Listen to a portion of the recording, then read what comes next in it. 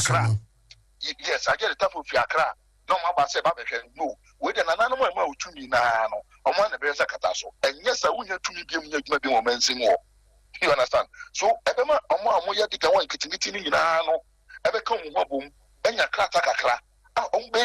New legalized mining now, almost since once a quiet. Now, police in the afternoon enter town. They're mining for a year daily, thinking outside the box. You're here, that. The Dr. Mamadu Belmiaka, obey from 2025, and they say, you better be a friend, the Mining Development Fund. As a trainer saying, you better say, young Cassie, young you pull for you can watch for a minute, a doom with chair, make home answer.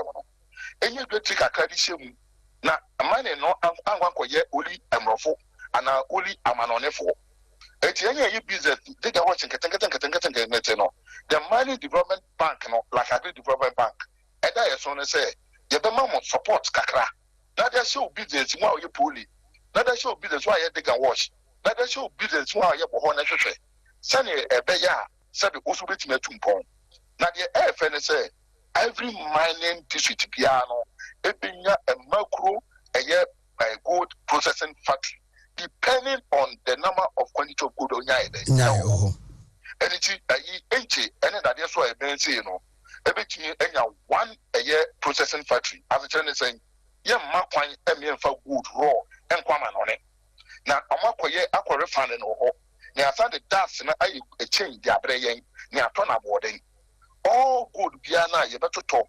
A yes, I pull it for Yamam Liga Kata, Yamam tuning in channel. You'll be use the same code to know process it in the first district, you know. As I said, I can't one district, one factory, and nobody kuma quantum na or Casua, then you right factory on my Yanyam process. Good.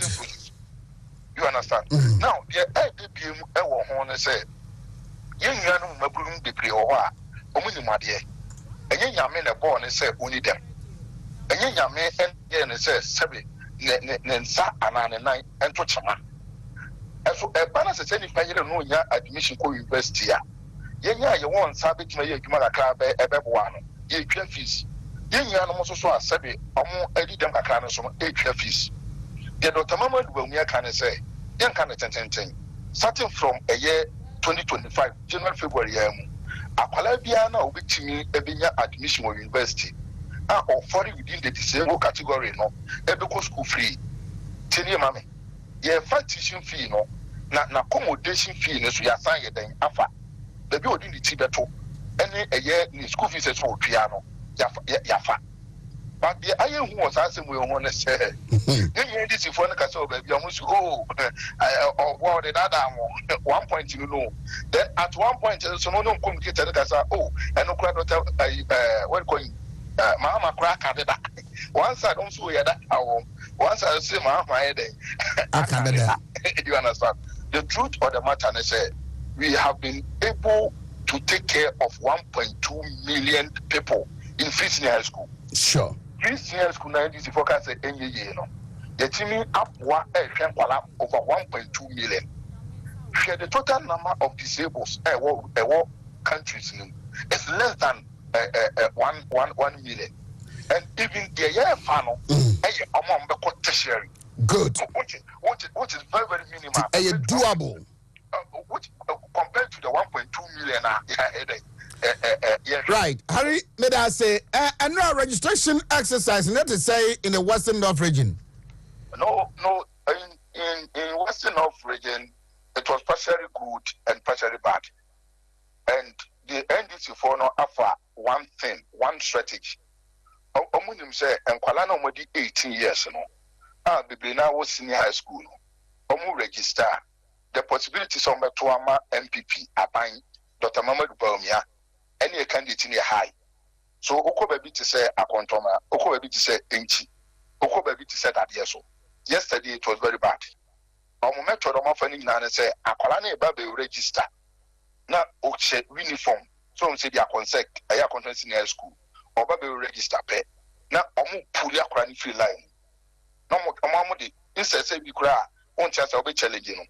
Omodi ahwoden etatan kwala na eden ewo so baby say control dey say peaceful yesterday it wasn't peaceful baby to say your friend said that yes so eda na sikantwe You understand? Hey. But as the customer of the party, you think about more than the command, talking about the security command, are you aware of this illegality? Pushing and sacking people from life is illegality. And young person them that never shy and say, you have to inform the security apparatus say they should call the NDC in line. Much so I'm more about contomna. Been with Shasumadi, for a registration line, they should stop. Because as some local American on say, and but today may be a different story. If the thing say, rich military spirit, gentlemen, Pima Hama can say, but you just someone, Obian will be to not compare NDC. No more fit to tell some people. If the thing say, to tell somebody or more papa dia, and the woman come padia, in a contomna, in that year so, in the Western North, you will let them and right. This is a red signal that we are sending to the Ghana Police Service. If they cannot call these hooligans to order, if they cannot call this order, we will have no other option than to protect our people who are registering. Machines are nobody here, man, and the effectiveness, not to say. No, across the country was bad. You understand? And then it's a, system is a system, all right? It can be down. So that one, and no, it was bad. But I don't pay. I'm to say they are able to restore the system. You understand? That's but fine. The concern is if the system is working, that the security is down. Thank you, peace or more. Intimidation tactics. That the security cannot call them to order. Then we have to call them to order. Right. Harry, thank you so much. You ever said in Comobio? Yeah, God bless you. Western North Regional Communication Director of the NPP. I don't know. Also,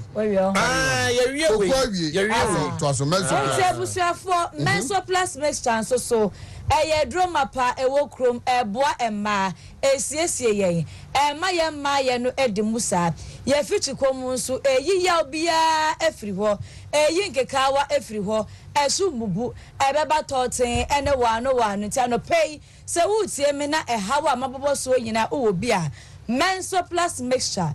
And I will boy ram ya tondo na won so etumi akwako pebi na etumi aboawo anase mpo so pedodo e na etu aton anase wo pebi e na akwanchi prince a miaye wei e ne biaye a udo ani kiremu a ubenya bi ato na miahodo a ubenya bi ato no Ekus Pharmacy wo Ashaman Ekus Pharmacy. Ubenya bi ato honum. Misty Heba ewo mrum Kumasi ya. PFA Pharmacy ewo Tafo Kumasi ya. Cap Heba ewo Sunyan. Sankotes Pharmacy no Cape Coast. Ndomo mo Cape Coast no ko. Christ is the answer. Ewo takrade tadi fo no. My joy Heba ewo takwa. And a repash ewo Okanshi drag lane. Yeah no ewo nkan. Na Nabuachi Heba ewo tema na fi Albert Sam ewo hope ubenya biato ubetimi so afre doctor ewo 0248778899 yes sibio 0248778899 na ya call Kivo 4 in 1 wey aya gari asichire wom mark wom ne de nkate awo no onye bi na tigu chese ugbonsuem na wodi sogum di atrinum a eno no enti obia mpebi wo kọ adwuma pebigu bagim wo tu kwan a pebigu bagim wo kọ site for no mo kọ site a so te ase ba enti obia nkọ pebi wo provision shop bia Kivo 4 in 1 Wontumi intasem ye dwumadi a eba so wontumi radio wontumi TV kwasi da nwumre no 9 sa na o je che oh base so me masemo ba o de wasemo ba na obi na do ba me masemo ba o de wasemo sa ye ready ahon ya trust yo enti ebiana fisem abusuasem awaresem esisisem and in Sensembia Sana that she said, oh, how be at Sano, no answer will fre producers now they are two when now we know the China fee about better as on your phone when him now wouldn't wash a can at the year to you. Number of a friend is 0533 0533 811 512 0533 811 512 and 0539 022 357 0539 022 357 7 minutes after 8. I was there 8:15. Now 15. Yeah. Part 1 and 2. Part 1, 10. No more cut out of just not of anything. You can't see the person as a Udufia. It is any canoe. And then for good energy on the raffle. I don't know Sika Mojo. Sika. Sika, you one why Massa. Yanko. We are ready to Yankana. Young Kodeli graphic. O couldn't no bokat anyway. And I don't pay near what they buy, chessa. EVAT no and you say wasam you say I can't see mu na had you aton adi hujuma no worum sisi kasam awe wasam finance minister Eda Hanum na you say ama ya man you lose billions of cedis ukra na just revenue and say so Attorney General Diababe Tuja be bold to publish findings. Attorney General tells African investigative bodies. And this our investigation now. Bobadi Nyakukudro na FA Hunsun Sanson Betuja. And you say system failure. Said you now delays voter registration. And this I mean Kobusa I have region and we say na e won so to say Farabi, good morning. Lebacho Anopei Ahafo Regional House of Chiefs President and Nanamaka ina Ubiahuye. Yamiatum. Omankana Hondo and Nanam Sumpeti. Ahafo Bibia Huye. Na ayedena na nase abanayentu boom and from Dr. Mahmoud Bami. You know, I'm a menace na me fa konya so nche for. Edi kan me de na se peace modro regional me regional chairman and regional minister name edi ama nananom asofo imam for zongo chiefs mabunu mrantie ne mabawa wa hafo se enra omubuae ema dwumadi kese ane de ani so ya iralaji Mahmoud Baumia, Ghana Mampena Bediachi, I will to Frank Ama MPP no. Now pro board the Bahafo. Very, very successful. Whenever say me to me a car, say in terms of percentage, me come to my Mampena University no say the success rate was about 105%. Is an say Oshe said the Mabrodi Chi 24 driver 4 agipia na esefata na me ko asem ne so no wadaroma enra first meeting ayo mampanyini eye one the papanom asofo na ihia but that meeting is expected around 120 men of God. At the end of the day, official register here by there were around 168. There's even expectation, there also. Now, you Ocean Comodia, Dr. Mahmoud Baumia, any Asophonum, any faith-based organization leadership in the year, any Kanye, or as you say, Papanum, I am married, say, the Bob Tayi, Large Mahmoud Baumia, Nana Dream Pa. And then the vision or at the Magana no at me abem. When you know Anna Yura and a regional house of chiefs Ekoshia. Na some meeting, I was one of the crucial meeting. Metimaga say, I might say me na manam to me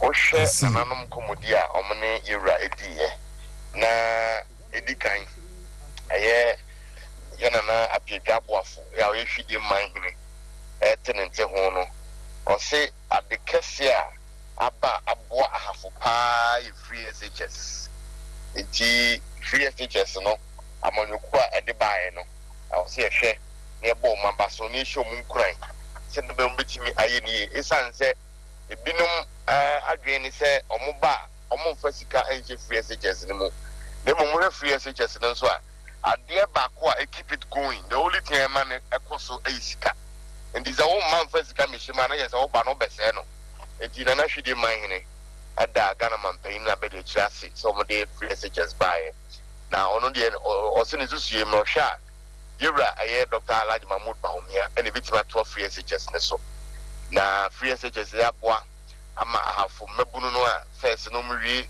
aye GSS ya so bebre na gitwi eba kumase ne nkura kasiem eba yeshu shani ade no eni minimza video no wanye bi sade no ebi ni hobiem edi ababoa ama aye mabunu no afa muntuma pa efra ewo ahafo yewie na aye nana ansa aduba our president is ejira nanum nyina nemu esre afofo se wohwe animonyam sha yura nana dakwa kufuado e dia hyen so buy we be create half region dia mayen na regional create e de mayen no one far to okwa na enwema esefata betima boa ma region be de chi egu so modi no ade a eso mani yi na osrese se yekọ December 7th na ahafo yentu abanu boom boom boom fama yura mampani abedete Alhaji Mahmoud Bawumia ne osiso se o hwe yura Bawumia vision na se de osi pe asundwe na se de osi bre ne ho ase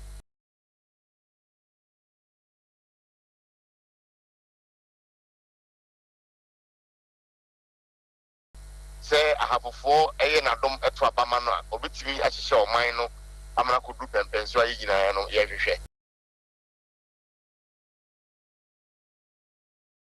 ohwe no monyam sha yewura no made ahye ya ahafo ye nyina no ya gitwi na yakọ agitrada akoto aba ama yewura la 200,000 this time around nananum so mbabua ama the projection no 300,000 no etimi apem let's na boa ma yewura Bawumia abedi first class president. Good. It is a baby a na ya abato a ye beto. Abato no ho hyehyɛ bi ene se omanfo manya mfie dunwotwe ekoso no betwe wondin. Enra minister half regional executive na mo very busy schedule. Mo hosted a vice president na Musa moni ba ko sa tete ho ehwe edintwo no. Exercise no na etesai. Omenia medase. We share exercise na ehya no panel we have machines across the country. Na internet na ya dey destructive exercise no. Enti na e say we registration ni nyina wi a last point our print card no. Na ya dey makwan. Enti ewia mu ho no a sa problem solve we no. Kakra bi na e bae no mutimi edi ho dwuma. And I'm no say as me no say me I'm driving towards Kukum. I am a constituency. Na ye kwa kohwe ama ahogwabo no atimi akoso.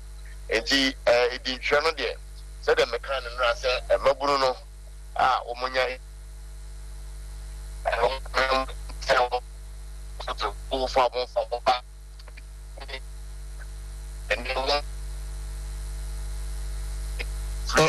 Abrel on Anuti program Nasi Youth Connect Nasi Michelle Bima Matrim de be program Ninti Achina Ebracotre and nay ya fatu ya also ye caught Naya Duchi schools are hodo a fear hodo and you ma hodo me rerum na ya bought the papa chema Bruno said empty Jamanyokono led by Ira Alhaji Mahmoud Bawumia and ye Mabunu any daswam. And it will be no training being said about 7 December now. Also being a voice in deciding who become the president, and obviously Ira Alaji Mahmoud Baumia and I have for any Ghana for you know about Ediaman. Tada me da say Friday near Twaso. Martin Friday, me Andrew from Paul, I have regional communication director. Bebato Yonko 10. Okay, what's about my main question? I have for regional House of Chiefs. President Dr. Mahmoud Bawumia Shiamuno na Okasano. As what Meto, I maybe they were Kabia Mati. I'm so Kasa, Yenina Ghana, said the yepe, a dear Asumuyan Tokwa. Say about Twabe, Asumuyan Kwan when Yankopon Epe, and only Yenina Nananway, Nanamunas Yepe. Said the Ebayama Asumuya Bania Taba Quachi. La ligne l'année, Yenya, Yaba, Yawafas, Yabia, Doctor Mahmoud Baumia. And yet, the time she said, Yamemwa, Nabibia, Yaya, Fadia, Yada, Kaya, some way to away. The more the Akan said, Yabeko, Yaya, Debia Pepe, Yam Pebasabasa, said your daughter on Pebasabasa, Yamen Pebasabasa, and some for grand Pebasabasa. Now, some dear, Yamum. Yantumanu boom boom boom. Yan boom boom boom. Adia pardon. A Yamida make a Biani. Bibiani or Betimaka, Assasa Margin. Yapeno crack. Now be our bar or the Asumje and Credia. For regional House of Chiefs President, and no, I say Asumje. Na say Dr. Mahmoud Bawumia esitieno.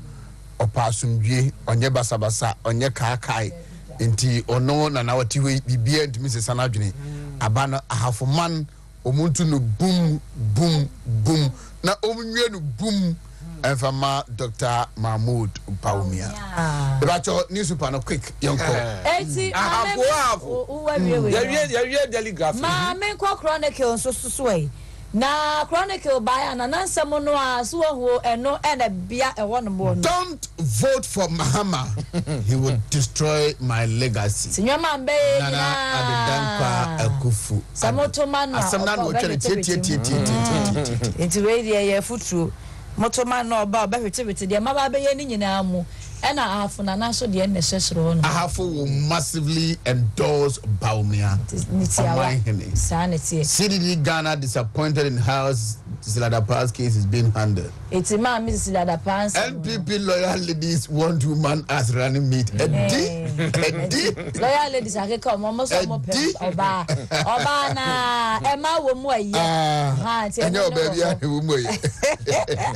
and I see this almost a man, Mrs. Siladapa. Case no said the penny for see buono. I said, Omobonyo so sad. Video about woman, yes, and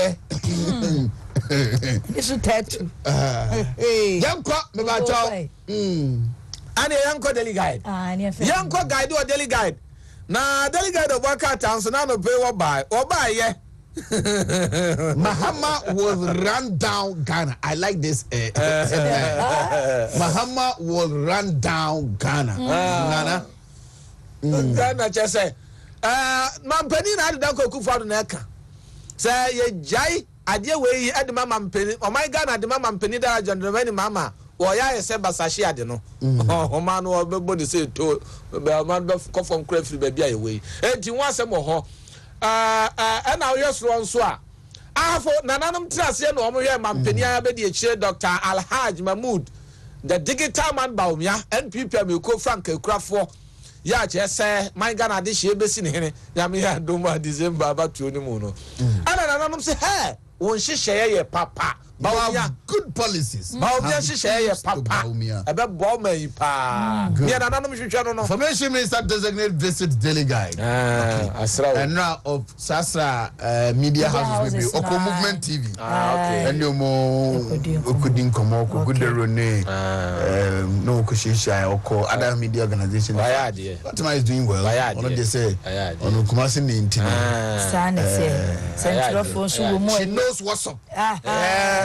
knows what's up. German, Yes. Voter registration takes off after initial hitches. Good. Next paper, dear Hein. Daily Dispatch. Daily Dispatch say. Many Peter and Kuma. Good morning, deputy editor. We reduced the cost of elections from 13 pesos, $13 per voter in 2016 to $7.76 in 2020. Almost half. Saving Ghana $90 million. That's right. Voter no nti nipa ba ku bia. A car about to come no born 2016 and now $13. 2020 no or say about $7.76. It's even Ghana 90 million. 90 million. CD depreciation against US dollar has improved under MPP as compared to NDC. Dr. Alhaji Mahmoud Bamia. Nti na say CD na ho ode $2 ho no. Nti CD no ejina na so. Money has never influenced my sense of judgment. No. 2-4 or say to 2 abebu. Yes. Onu anka so te kokoso na de na de. Mana bu. Enti o say onu ya obi mfa sika. Je se nhihye ni mu ama o nsi gina ya no gina sika so da. Nti nye sika. My name is Samson Anamani Nkomo. Samson, good morning. Morning, Mira. Bacho chairman IB Bunu is MPP for nyina na ebusuafo e wo Bunu is nyina obi ahwo ye. The game changer. Every penny for you go to Madenso. Good. Achana mu hosti Dr. Mahmoud Bamia.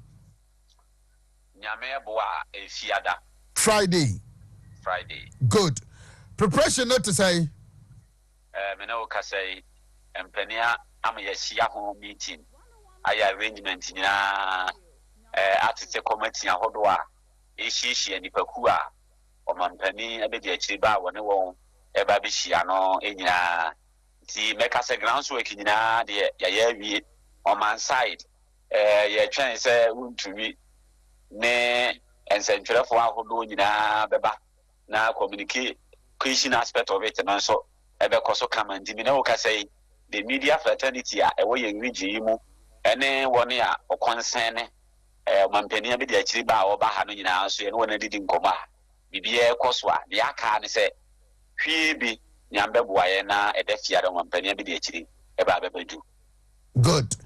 Now another exercise no dintro no say na no man found okay can and say generally not network challenge there will be but a man found okay can or papa wo mo this pam akotwe when this 7th December of a 12 element Dr. Mahmoud Bamiano. How will you assess it? Ba me na ase na me nche atifo me ka se oba ye region yi mu a ye face the same problem a eyisi ede ensema to abonten apa ache wo ho ana eye network challenge no ebi wa ha pa nti region yi mu ukoba bi a be se donko me ka se 1 p.m. ansa no mutimi start ba bi so no do mienu that is 2:12 ansa no mo 8 me start nti e ma turn out no e ba film kakra but one ananka e wo pepa se register no de na e do so pa me sorry anopa entemenra nti anopa no pa na me wo kentampo enra metimi ekoje ma me ba teachman north me konkran teachman south me konkran south and north enra no a nei me hwese me sande mani ahwe the far east atebubu ene e hompotamu iva me ne wo kasa ko kentampo a enra nyina 2 centers I raise wo kentampo north which is kentampo krumu ankasa no omunya 121 kentampo south which is jema omunya 58 at the close of the day enra teachima north tiwodom omo centers mienu nyina wo kambuma omunya 81 teachima south that is teachima ankasa krumu wo kan 2 centers ni nyina boma tabie so ene yisi officer wo teachima no omunya 119 and Kranza North inya 94 and Grana South in your 118. It tells you, say, now 1 year I am ready, say, Oba, Nanka, Waba Beji Krata with me at the Tuabana dear. Now I am ready. And now 1 year I was in the panels with me, I could lose Santa Hono, and so bo who more day, Jumano Pa, baby, I'm going now, baby, I'm the man say, who dear children in Ano.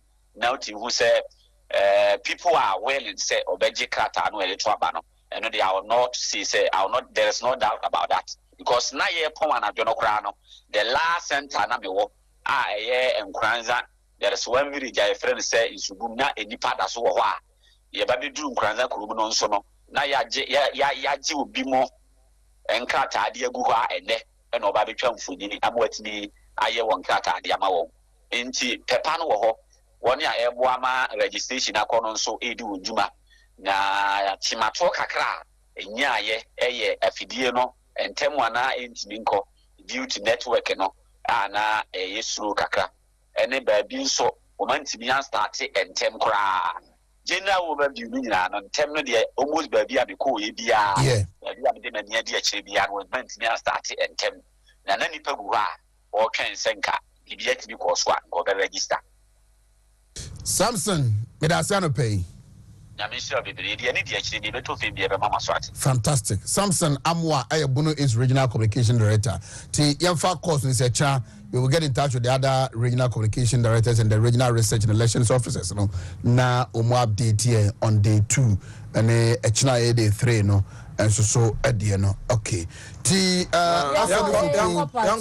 birthday wishes. Okay, Loisy. Young politician say Owishi Loisy. Why a Tescon member? Christian Service University. Young politician. I don't know how far I'm young politician name on the back Kelvin. Kelvin is saying, what okay. Now, Auntie Loisy, our Christian Service University College. Hey, name a birthday which now Christian Service name a man almost like a one for Kwan. She's in school now and Cassadia. Oh dear, you want me fancy? Yeah. Omo na after come on. Ana when so Laurentia Odame na final year student was St. Michael Nelson Midwifery Training College. Yeah, what pramso. But some trip pramso. How na owo nti we should know happy birthday baby awobia ana afa papa nso honorable Chamber Kingsley Terrier ewo Krachi Nchumuru constituency one air treasure ewo NPP mu nti lab technician no nti wodi the birthday we should happy birthday na we anniversary I momu trinkwa na yanko ba ko no so Nana Kese ewo dunkwaw na where Richmond head of security and safety Wontumi multimedia safety head of the security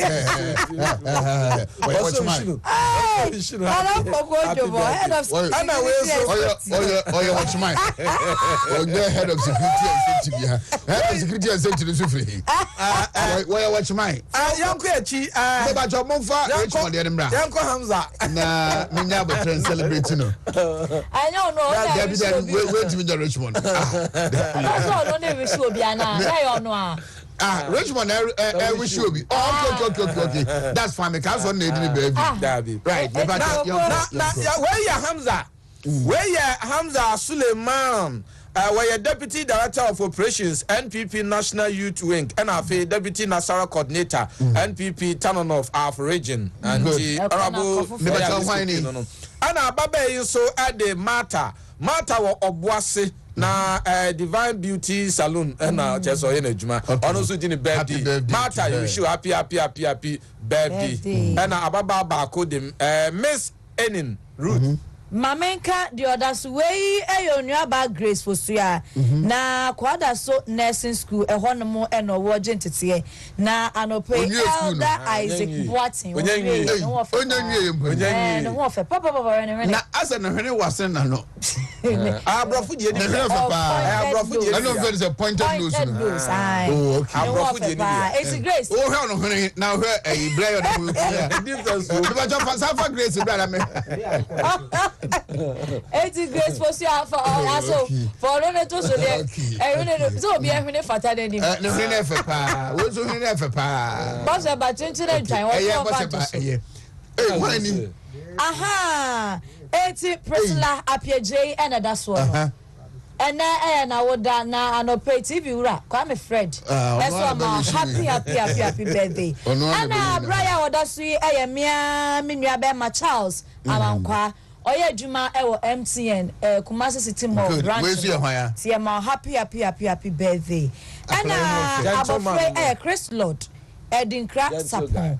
Chris Lord Edinkra Sapon. They were 4 years and it's Mr. and Mrs. Isaac Sapon. That's why mama happy birthday. Miss Enin Roots. Nanti Miss Enin Root na alo nimpa bwana. Da be sa no di sa no di side so Miss Enin Root Minia Peters and so and so we should happy birthday do check out the minka. Mama sanko ahafo back na minkoje na nafi Ghana help therapists for Emra Embetrans. Basha bampacho if you can help. Me ni nana medawase. Me ni so media pese. Media me kan say me kan man ya yehia ha yina. Me go bi ko fu me dia ma hwehwini say onti kokoo no. Oja ma kokoo no kampan. Eni anono aka kokoo no. Mayinati. Wakwa san babra ma kokoo ni yie no. Oba ya wo sin san fa kokoo no man meti. O de be ma no. Me ya no. Na o de be ma no. Babra. Ye mfa man me se kokoo mi biu. Ena we ni eni o mapani do mama. Sani pa kwa no so o mapani anso wo bedi bida. So oni bida dia akayimi mi se oni bida. Nti ye so no ahwe. Won so bedi bida. Ye hu ni ye o ye nyina. Ena Ghana fo ya mpe na ya to abatia no. Na ko ba ya o te sanfa akonwama no. Ndo o de mi se nana no panifo a mohia. Ye fananti in fanye campaign efantia madam was na that was Western North na basaba shabaku bi so mame eno so na ahafo region ohene ba ko so esori ono so say wo mu manom no wo mu nana no mo fase no omu makuma se me yesu shan biu if we say free SHS na de dan kwa Kufuado ene Dr. Mahmoud Bamia ene Dr. Yaw Osei Edutwum ede baaye no amankwala no eco school awofo ehia so ba akobọ besia ba akoton wontoma anaso odi koku ba akosia wowa akogi sika ma woma akosuku bio onya no bibia fare ndam na chobos ne mattress na omukosuku na anokwa de se de yesi senior high school so bebre kra no ato awofo ne nkrasem kra ne be school mattress mo fa be mabio na aban a provide ni nyina ebe kakra ne ye be ka se fa obodi ni nko abra be fa bibia in school mo biu aban betua na ni na betimi abamu a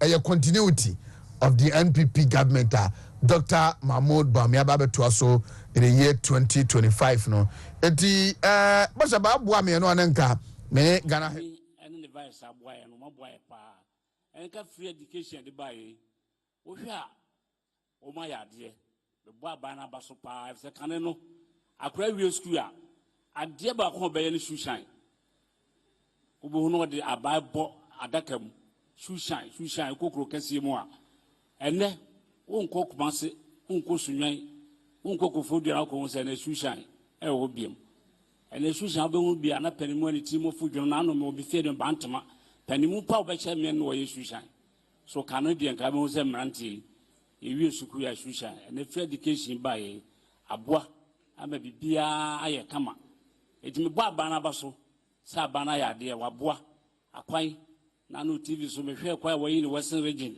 voter region kwa se be nya PP son hold no ko development ya o mai no ho abano ayade nti na metia ba abana ba sem pipi abai wo ma yade da wo ma so wo koso ni nyina yemfe ewura hye ewura ba wo mem na 7 December no yento aba no emfama no no metoa adwuma akufa de ye so ni hu se Ghana ye koyanim nananom ana kasa no na chama Wontumi kese huma mai nananom mu ana edi sa dansi na meme kwabena meme so mene hwan boss Oineba money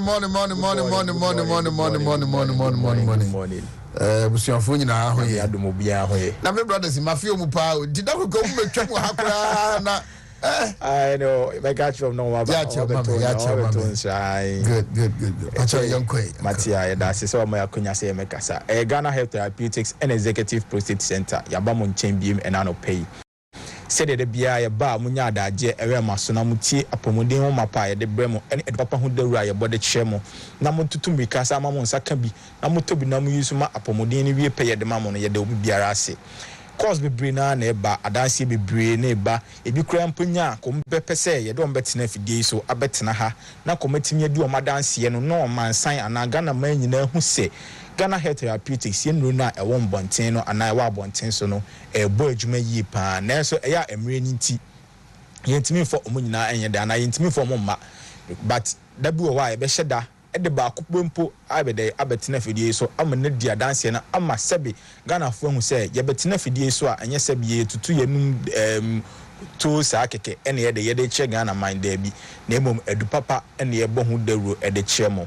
amafo bibe so fra omunya komeba sebe ye clinic na nkoma behwe sede o mapomuden ho ye de esitie o maba ma machines ahwehwe o mogya mu ye labs ahodo amomo o ma ye scans ahodo ahu se yare bia ni ho a mpo ahinta wo muni pediem ana se mpo sesare yare bi mpo ahinta wo ni pedie ni mu a ye de edu aka wo ene asopa anase asemde ewo ho edemo bibiara o hweme na wotie me Ghana Health Therapeutics and Executive Prostate Center ye be hospital no adiamamo ye se hospital no dinde Executive Prostate Center EPC aya se ye ewo East Legon Accra se udru UPSA junction na se UPSA road ne so pe signboard na billboards bebre ebobo ho a uhu pe ubisa akwala se mepe Chemi anase chemi bebi a signboard di Executive Prostate Center o ma se ye wa akwala akra beso onsa edwa ba ya se ye se ope ye chi akwan dia ye se Ghana Health Therapeutics and Executive Prostate Center ya se ye ewo East Legon ye kan ye se yare bi a eha wo yare bi a wo fom a wako a enko no sebe wonam hospitals ahodo so wonam nu ahodo so onum nu ahodo ebi ye orthodox medicines ebi ye herbal medicines still na yare ne ye de emfini peduanim still na how no eda so ewo ho ede maw enu nti ye kanfo eye Executive Prostate Center ade amaw say ye kanfo Executive Prostate Center ade amaw say tutumika nebra Executive Prostate Center yare no sede akodru biara no anase akodru biara no entutumi enchencha wona asese otina fie enka achi fama tutumika nebra Executive Prostate Center yese oba ye do be fast cancer hodumu labs hodumu ye be hwew anabenya daje ayede ahwewie before crampo se wonu ona be dru anase wo be dru ayaresa bia wona anase clinic wo no yare ani mpo na woni padua nim no ohun de we a clinic no eho sitie anase sebni mpo doctor sekukudam ebe ba ho ahwe wo no yare na timi de etutumi ka dwane free ni padua nim because won say wadu ne last stop so wanye de amfree ni padua nim a animguase ebe ka no enu nti na ye ka che say bra Executive Prostate Center oba general OPD cases bia ye de ye hwe wo yare sabia ho say ye hypertension say diabetes say malaria say ye chese yare be say yare bia wonim bia na wo de ufi say wakwa enko no anampo aka wo so infections atena wo so say ye syphilis say gonorrhea say ye white say chlamydia o de pua herpes genital warts atena wo so asebe wakwa enko no ye sebra Executive Prostate Center o last stop eno brane anya o labs ahodo ultrasound machines wo why be share be ultrasound scans night adiamount be say your scans ahodo bia wonimpo because you use 4D scanners no see do to so anase ye do ye hwe woni padua ni mu a ebeyi ni padua na wie aba ana from head to toe kama be ani beda ho krogen adiamount ni a che say aha na yare no ahinta aha na yare no ehye enti e de aduro we kan kofa aduro no do sei na aboa yare no fi ho enti yes executive process center yaba ade ama Ghana for yes distance no e ma na nye barrier emfa ma ene obi create me free Kumasi ekwa Accra sebe okohwe ne girlfriend bi anase okọ ne ho kani ho yare account wa eye yi pa because wadwuma be dey ebekọ form entima yare na enka ho nto anase mpo ema distance na enye barrier say ai na ekwan na wantini ntimi enkohwe me ho yare yes bra executive process center sikasem so de eda form boko very very affordable oba ya say ye ho a we o message sika bebre o message 5,000 6,000 7,000 4,000 3,000 8,000 o ya say da bi sika kakra bi yes odi nya kakra bi na de efa kuta ne fa bra oba ya yaresa ene ye de ye hwe wo ho ye beje o sikakra na de ekura wono ne aboa ayede yare no anaya saw yare ayahyew de adura kan ama yare na de afiro ade ama because Ghana Health Therapeutics and Executive Process Center ye ba ma Ghana for eni so ade hunu say ye de opepa eni je ene apomuden mapa ebe ma obi biara ne nsa beka ye nuro ni bi anase obeba ya so ye aye Executive Process Center no obeje ayarehwe we entina ya ba ma Ghana for nti se utiemi a emma ebia sikasemi anase obakase ebia ne bo wo hwo otie ni executive ni ntino ye bo ne de e wo hwo anase sebe ye wo islegon ntino ye bo e wo hwo da bi ye bo no eda form boko ye te se de obia sika bi se wo ye sikani se wo ye hiani sempo bi wo nsem sempo bi ni wo nsem ye se bra executive process center fire ne bra na ho ene wo last stop ye be hwew ne aboa yare no afiro adiama enti se oba executive process center number obefre anase ope ye chi akwan a na pese ofre numbers ne che oba ye wa obetimi afre hospital ana EPC e wo 030 251 8469 030 251 8469 anase 0537 266 300 0537 266 300 yes sir oba executive process center obefre number si ofra be a wugina bia no ye ba be fa aba executive process center enro no so de ni nyina e wo market ne so Ghana Health Therapeutics ye enro no e wo market ne so ye wo Ghana Man capsules they say we need yes say bear ma why mre wo mpem bear ma wo sexual weakness bear ma wo erectile dysfunction where do any Ghana Man capsules onya bi na wo no ma ebeboa ama mema sem adimu adiama enti enchen ma anim guase na enkan enchen ma oba na ntietiu enchen ma sebe girlfriend enfo wachi nkofa bear ma foforo hwehwe Ghana Man capsules na moa na mema sem ye de enimu enfama yesi Prostate Joy eno so market ne so ya Ghana Health Therapeutics your product onya bi na no ma ebeboa ama prostate health SCP esita adiama se we be ma na Johnson tentem na wo so a ana asese be oda duro so ansa na se be watimi a Johnson oda ya show catheter na rubber ato duro be mu ana ya de ato obema mu a ya se hwehwe Prostate Joy atwa akwa nunum bi na mo na within 1 month no yenyi catheter na enfiri from out na prostate health no NCP ensita enfama so woni prostate disorders no so onso betimi anu Prostate Joy ade abon ho ban said that be ya sabi prostate yare no entimi nye dey emma so in the first place enti e kan for Prostate Joy ade amount you see you will save 500 this number 1 immune booster on the market onya bi na no ma ebeboa boost immune system ebesiesie immune system na sabi ayemre na ama yare bia dey enam mfuhwa na akra no ebe boost immune system no ama na hoden hwonko na akwati anyare wa sabi eti nipadie mu anase nipadie no so say infections na wako enko say ye yare bia wako enko no yesi hwehwe say 500 ebeboa boost immune system no manya hoden hwonko akwatia infections mmoa na sabi ewo so na ama infections na cows no ebeyi ni nyina ase na ebetu ni nyina ase afiro ade ama ye crypto 400 eno say malaria drug market na so yesi malaria ne de 3D yare wanya bia na se wanya do anoma sebe ebetimi de ade akowi owo because 3D yare so wan hwe ano ensi ano kwan a ede owo ana ede serious problem ene bebrel eno nti ye kan for crypto 400 ade amount malaria pia na se wakoye test yes malaria mo wan wo moje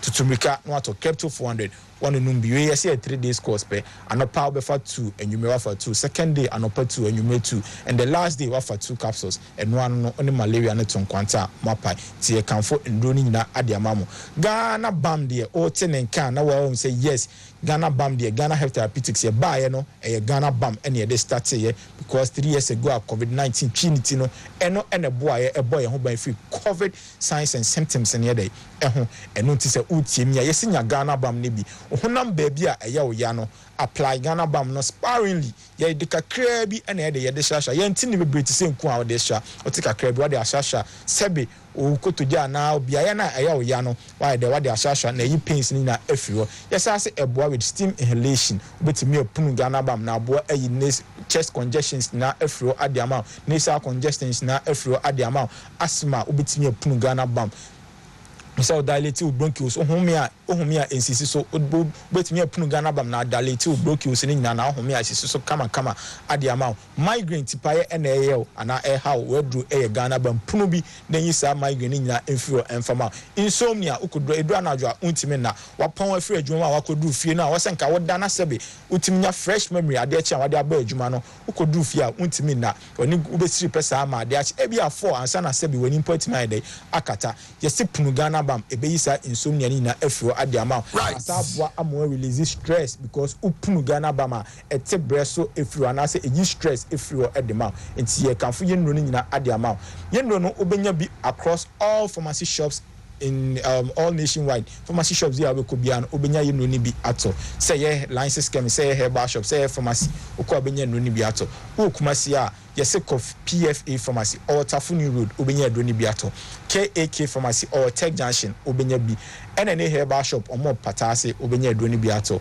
mo amo krom no so metimi akọ Men's herbal Dani herbal Misty herbal Apidan Colinac herbal mo ko obenya nro ni nyina bi ato ena akoniasa pharmacy ono so engine filling station asokwa moko ambenya adoni bi ato numbers ye de ye adwuma no eyan doctors ye numbers mo frɛ ye ebia na de untimi mba hospital no enene wochena ana untimi mba hospital no animu ya but opese oni edi nkomo na wo share wo problem ne de edi ma ye ne ye boa frɛ doctors e numbers yi so 0244 727028 0244 727028 and your 0240 211 709 0240 211 709 and the last number no 0551 389 239 0551 389 239 meda atiefo ne ahwefo nyina tiefo nyina ne ahwefo nyina so da wase se da da nyina omomu edru papa enso enem 48 after 8 David Boache is seated. Yeba abedin komo na bashaba boame na menwoshiminia George Opoku Amponsa ene eye George a birthday or a farmer or a politician or entrepreneur or a member of the Ashanti Regional Communication Team. Very selfless young man. George Opoku Amponsa. From all of us at the Regional Communication Directorate, a free your technical advisor, Dr. Kwesichi, ABC, your communication director, Paul Kwabnayando, ABC, Omom for me na all the good and the bad ones, Nina George Opoku Amponsa, happy birthday to you.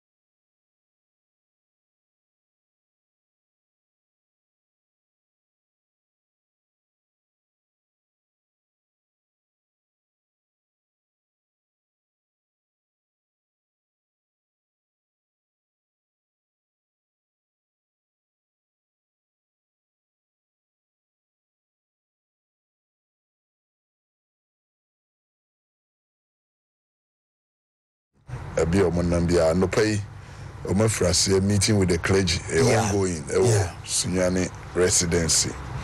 Let's say me and come on. Fiada Samrina, also I bizarre clergy meeting no echoes. I feel I ain't here. Nyameba, a pavonsa no power around. Yeah. Pachama Wontumi. Kwame and selfless. Boss Yako. Sanya. Say crowd here. Unyameba mede Ankwanoma kaho. Ankwanoma, Unyameba Ankwanoma. Kwame and Boss Yako. Oyede obetimi bia. Every permanent never swan. Yameho. Dina Ojato na okone baby. Always say okay Samre pa na ka. Ankwanoma chema Wontumi. Oh, when it be papa bio na anopa say party nunti we do adwuma say registration cost say me free monitoring ase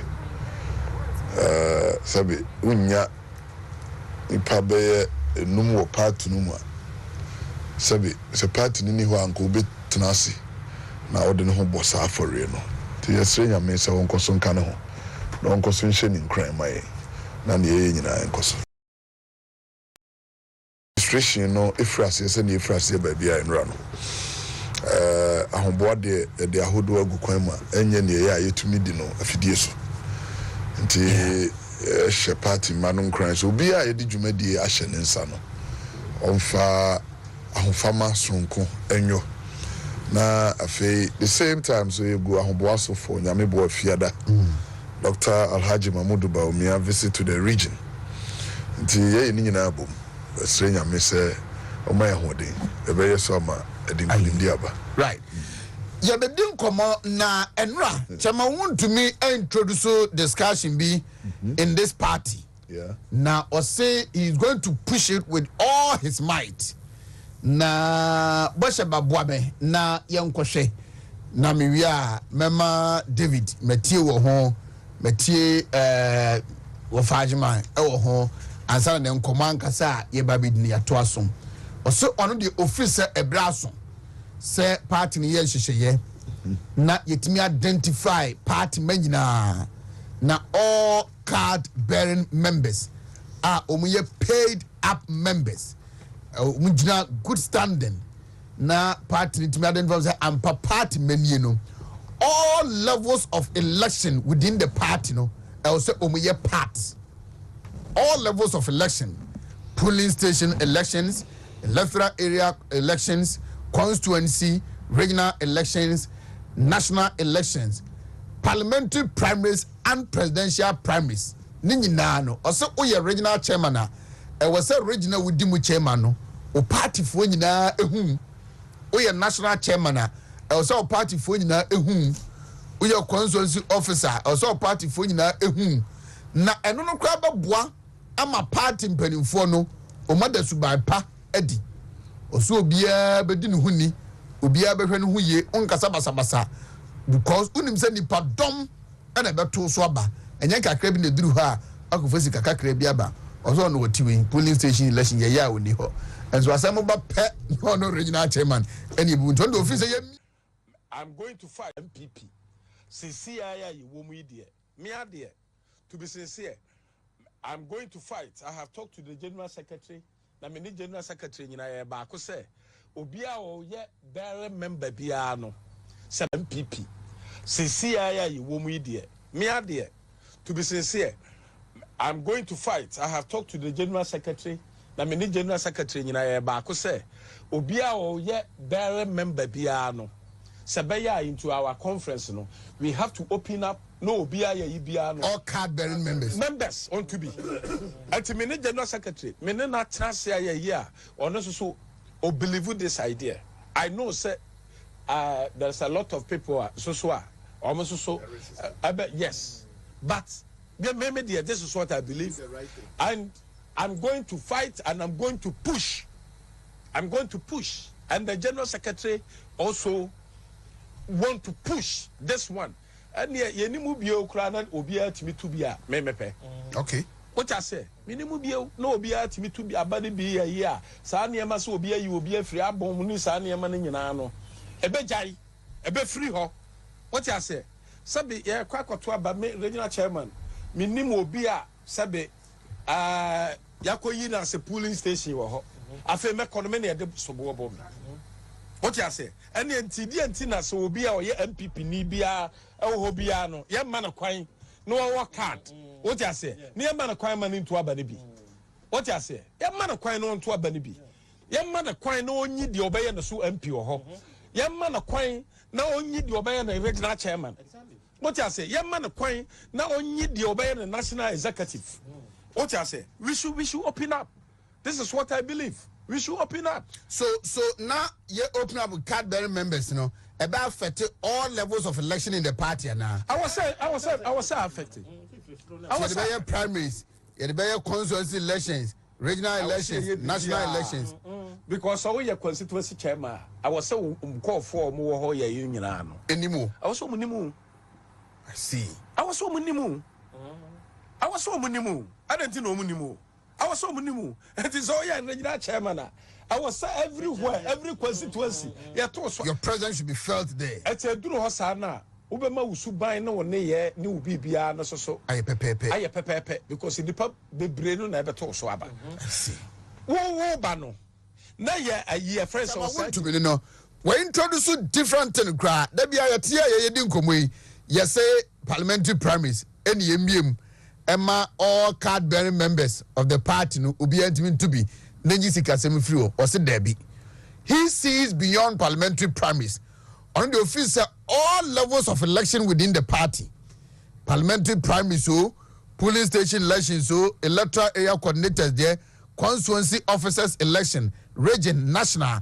Party ni babia okra card. Or you paid up member. Na party ni jitum say or your party ni ba mapano. Yaman and Trabanibi.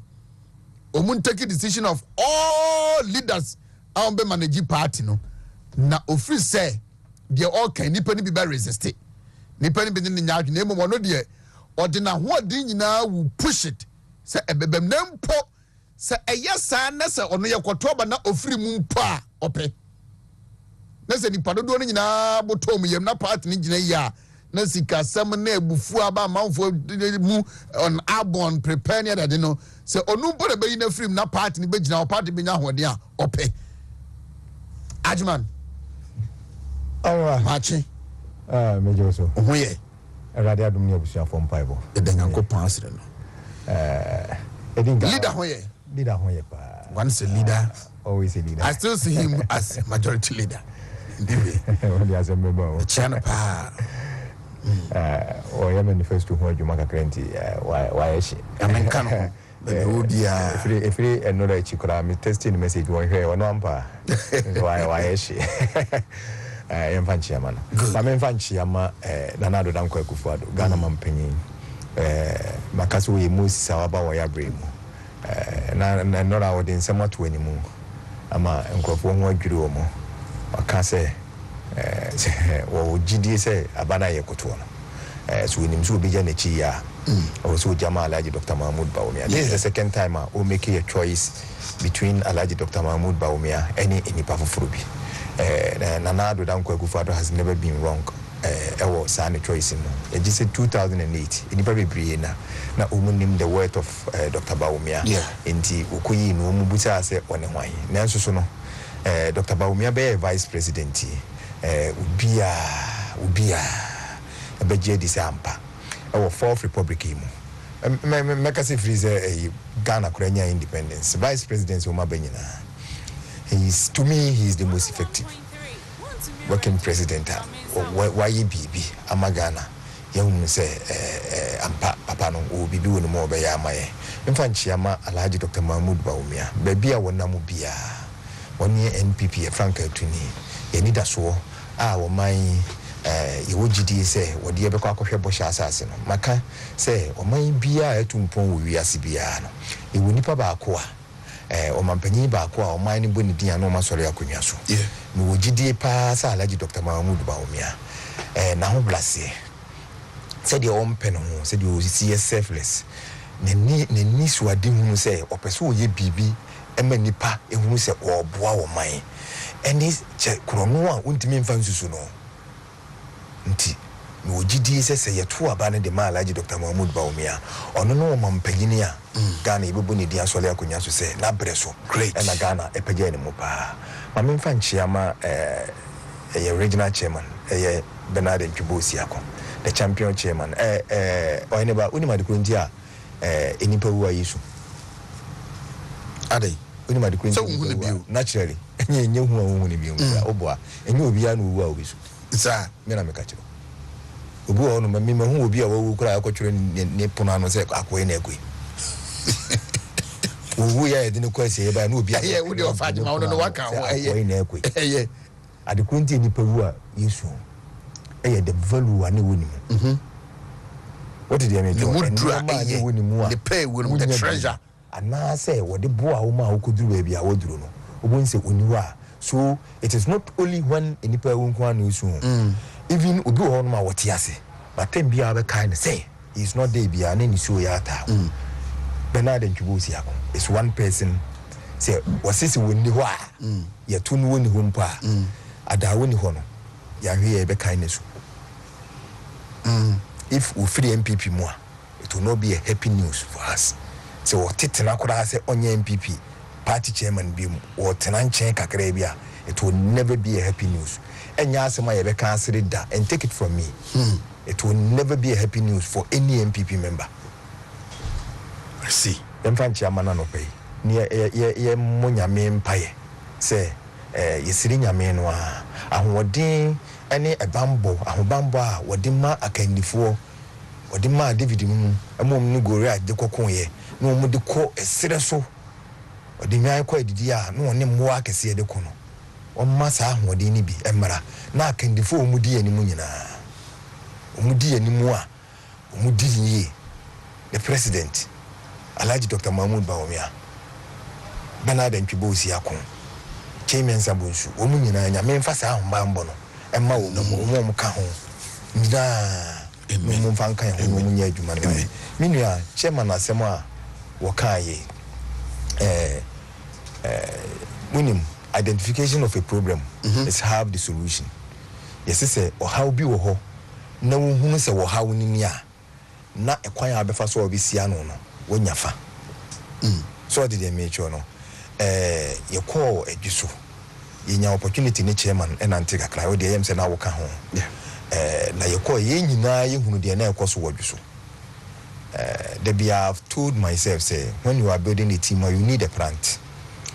The plant is ubia team no one na okofa bibia ba the good the bad and the ugly ejina no so and the team na ho den ba so did they make sure so chairman is a plant in the MPP ye call ye no ubia hunu a ne ho do ni dia wo ma no enti no se o problem mpa na ne buafu a oba be ka mahunu ndi ma menkoka so did they make sure enti obi si ebe obi adura wo wia no a wo ka ho asem no ebi a wo na adura no ma ga be hwirihwiri so did they make sure no obi a wo call ya ebi a ba wo gina ya obi si okay mami mi nkobo ntutu so did they na mi nkoye ho na wono de se me ye ne saa mi problem be solve no ebia wo a wote nchen say ye bo jam ntutu wo na akoya nkobo wo sekai what did they mean enti ye ni replica wo ba bi na ye si ba bia mi ehunu no ntino ye hu say identification of the problem is the major part of the solution ye call edweso no ye nja metina dem makachiro say having worked with chairman the meaning say edu mini support wo there are internal wranglings into kaya ye ka wo me kachiro mu say yesero mu kwababo atina ye tu onu so aba no wonimu nsem na aba no ho hwe onim ho mache so did they make sure enti ma omo mfa nhye no internal wranglings and the problem we ba if that is the case there na ye pe solution sans nsem no nkoba bi ma because nsem no ni dweso nko a ebi wo baby and chairman has been working around. He is the most effective working chairman enya na no kwa wo say obema say be media for biska ana obema nkula obehwe boys miensa bi amoma kasa say wo ya de da bi wo kodwom ene ma akosa wo konkurase mo yija adwuma kasa nti wonim de nsem de eko nti wo hunu we say no na so wo no wo ka kire say the right na yibitimi aye Edia so the air corner and he say ebebu obia kwan nipa wotu no ho so person oye MPP ni. You see sasimo ya work and it goes with responsibilities. So. Yeah. Because you must be a card bearing member and in good standing too. Yeah. Because Obekono obia ba was me MPP ni. And of course any pap over 6.something million to Obama. How would you doubt to be credibility so MPP ni no to Aba Emma wa obere no watch it.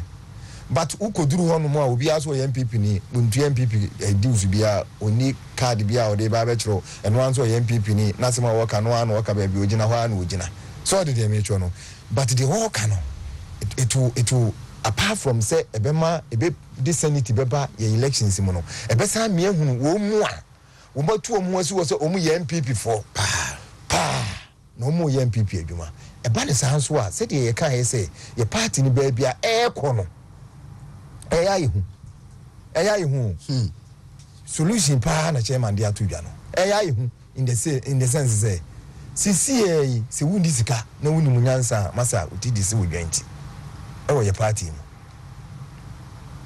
mu nimdie enyina akogina botom ena die nipa betimi ayi nko ani nipa dwene ho enti na ama amabrohunfo ye draw distinction between the poor and the rich. You draw sharp distinction between the poor and the rich. Inti ema enipa umbetimi aye adwuma na maye pa ye call bonwire. They complain I want to say obi si eye ne ya not because say ye yi na film no because say omo aye do ma ba be gina sese no omo ni campaign. Yes, I think I was there. Omo ni campaign. And one also person call campaign no but also feel aggrieved say call campaign no ye yi na film you are bibi ba ye mani bi. So enti say nipa no say ye nyina yesisi ye kwoto aba na obia batu bi wonu batu bi wo batu bia what did them no campaign no na dwene nkoye ne say e wo se ba akofo na ye Koye ebe me ye kwan ama ye party no eniema bi a ekoye ye firo that aside sikapiri bebrebe mame nkopɛ dodo ne matimia abe show off na nkrofo akase minie ni nyina so ye betimi ye firo ye firi ye party no mu ama ede sebi manu de sumuna so krono ene katasihye enso aba form o man because it is becoming the bane of corruption ewo ye man se nipa empire bebre ya na so onim se ba bia wo kono obetimi di ni nimdie obetimi di ni nyansa ene na ho oden akwa akoduru ho no mu a wonye na adwene se ma me nkopere mfa ana abaya de bia ye de ahye minsa no ma me nko wie sika ne china me de akwa akoprisika so enti de chairman e ka no not only will it help MPP ebesa ya bua Ghana economy ankasa going forward because MPP de eye den ya wasi na Ghana for to abanama se Ghana for opinion na se yepese ye so man ya sene ne adu nkoduru man koduru ba bia sese ye diduru dia MPP is the only option ba bia wi ase nyine kono MPP is the only option and not only MPP is becoming the option but the persons we are producing the leadership we are producing me ba politics mo I've not seen anybody who is a clear liberal minded person classical liberal minded person or tia memoir say enim baby we are say call person what dey more than Dr. Bawumia. Yes, there are conservatives, liberals, classical liberals who know as we 50-50 omo clear cut liberal policy direction omo ko eduru baby as we socialist eduru baby a and I'm in them me a classical liberal dirty Manfaring society meetings any name nyina makobida who Dr. Bawumia very clear liberal minded person obetimi do man joining the transformation eco we are no because it is accepted to say if we see be anywhere socialism not tribal not anywhere at best oko Denmark China any neoliberals or man mix it socialism with classical liberalism free market ideas and they manage because who say socialism there and so si wa man ye betimi akoye nima Dr. Bawumia but a near man kete a war form a edi nya the major part of it edi enya kese akona ebe man krofo atimi akoto abetia unknowingly not considering the impact yenya no economy no policies and programs development by a party moon krofo and a delegates na kwaji say and I just so at a point na mabamu ye say wakone ni pagina also obeto aba aka clearly say MPP and ye papa one do ogidi say o meto MPP ni no a and ye be kotoro nanso mama me 50 cities azan makoto aba right Dave as I said, sorry, ejina me na soma chama Wontumi. Abama sorry for this proposal. Onya obia oye NPP nia oye ejuma ko grassroots. Say one support to proposal we are na ya bro. I said that's what the party na bro. Within the last 2 weeks,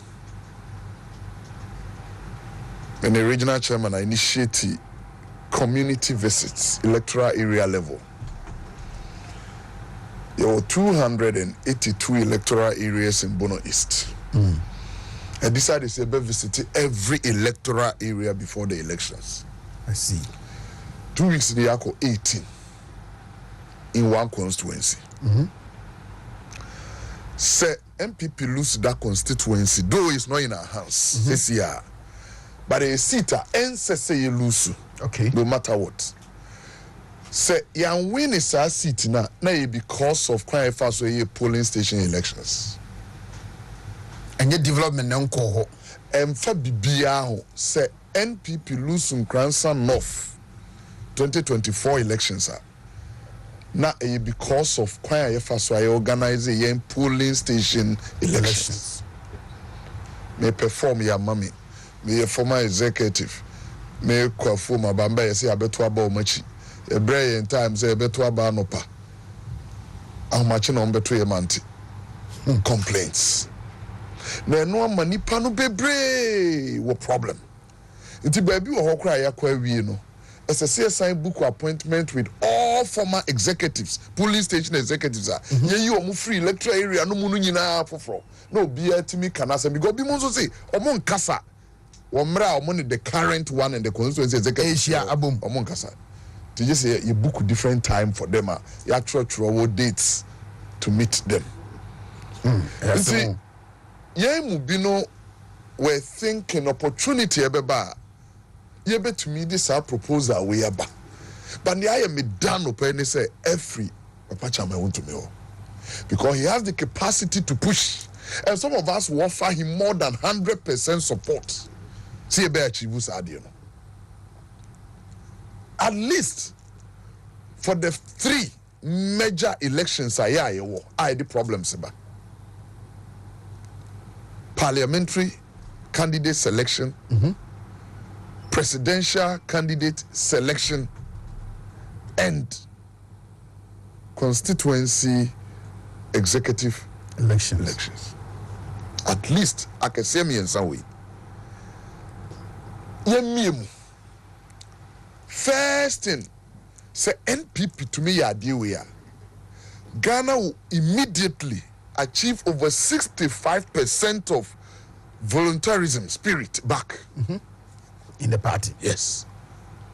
Obido David Boache. David Boache Jina constituency secretary. Chairman South. Obeba betua ba ma me wabra me nkoma ne hwe ono abefa ka ba fa ka ko. But if it's selected few, omo ye 5 per neighbor. Me pesa me for omo ba beto ma me. O pesa for omo ba beto ma wo. That is where the highest bidder comes in. Beto. Na makase ma sikro we so. Ni wura obi afie ne na di nkomo okukuo mansa. The campaign no be much of a public one. Tinya ube to me ye no do be hunu.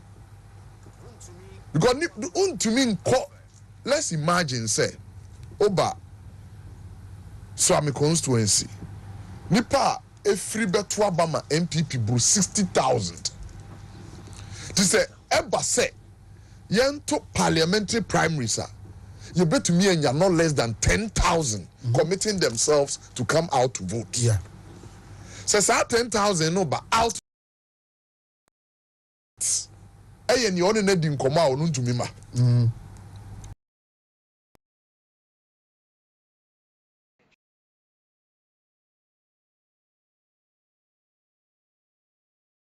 Before elections, yeah.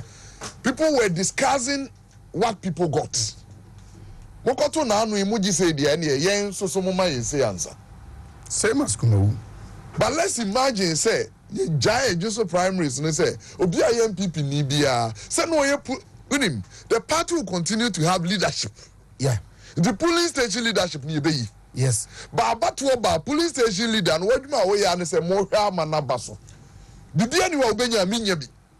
Because the original banon to me police station chairman bibi or ordinary person or better no man. So we just have the leadership. This is a man leader no be. Ye me free mukra come ye secretary ye me free. But about secretary be kwa to me me how ne say. Ni amatu amano no me campaign amano. It getting out to campaign any problem. E me ka say mo na makoje dia mo nkoye.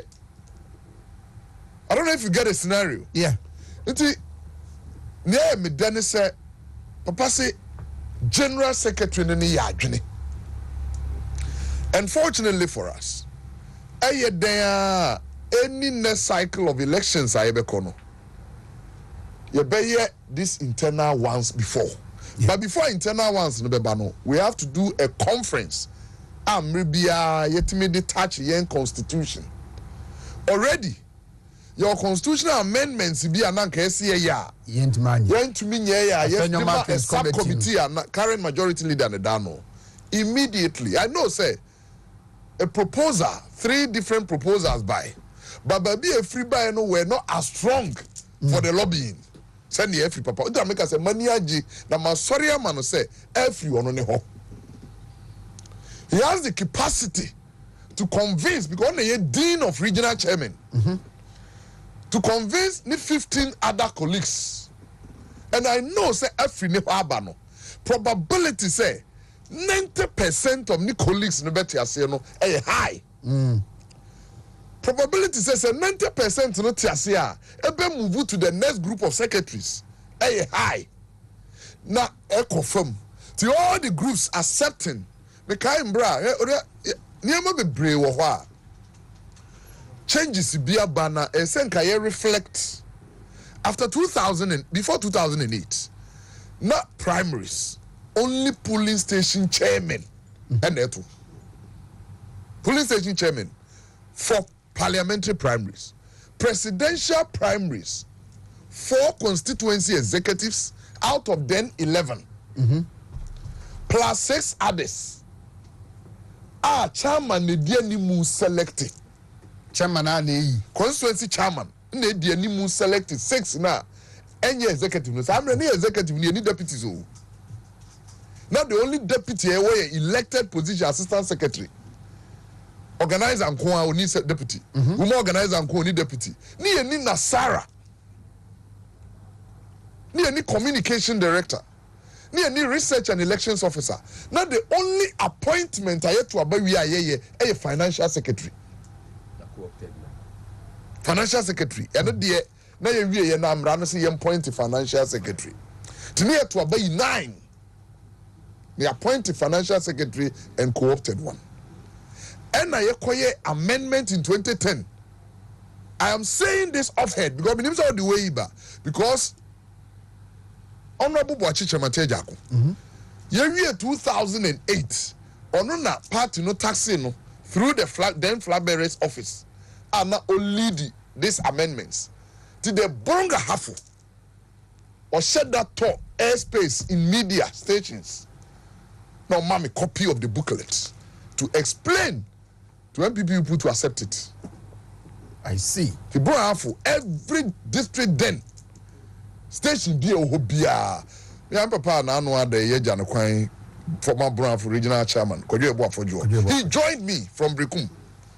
I say, hey, wuni minim se panyini bi o. Imagine on now. Not 2010, then. 14 years back. Now, what you say, you must show is that Frame David. And the current PBC deputy CEO, he was the regional secretary then. Alfred Anye. Obuku. Dave, na obekwa ha. Na metenase, na mafano topic by topic. Why we want to amend? Why we want to bring communication director?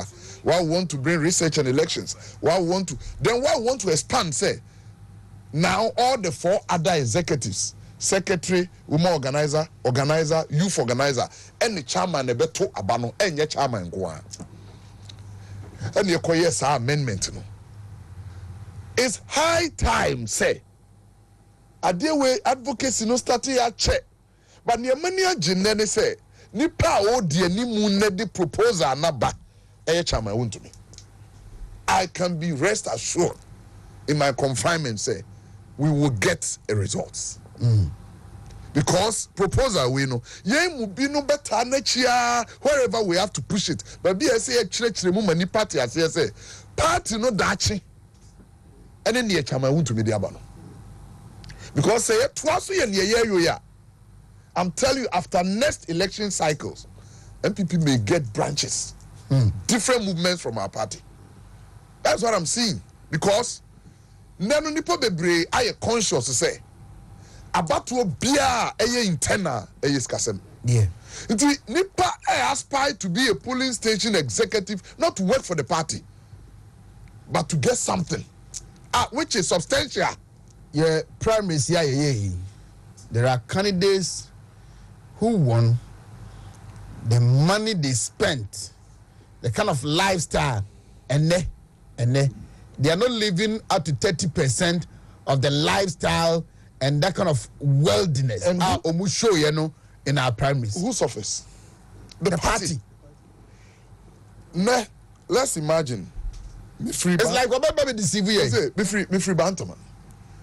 Let me look for every money on earth to win the primaries. My we won't compare in entrance. Head there, be win. By a winning, we are the votes that we have used to win. I'm a biaka flag bearer no ebeba fom. Nti as a party no kra no say immediately ye wie bibia when kwa ho no say boka organize the delegates conference.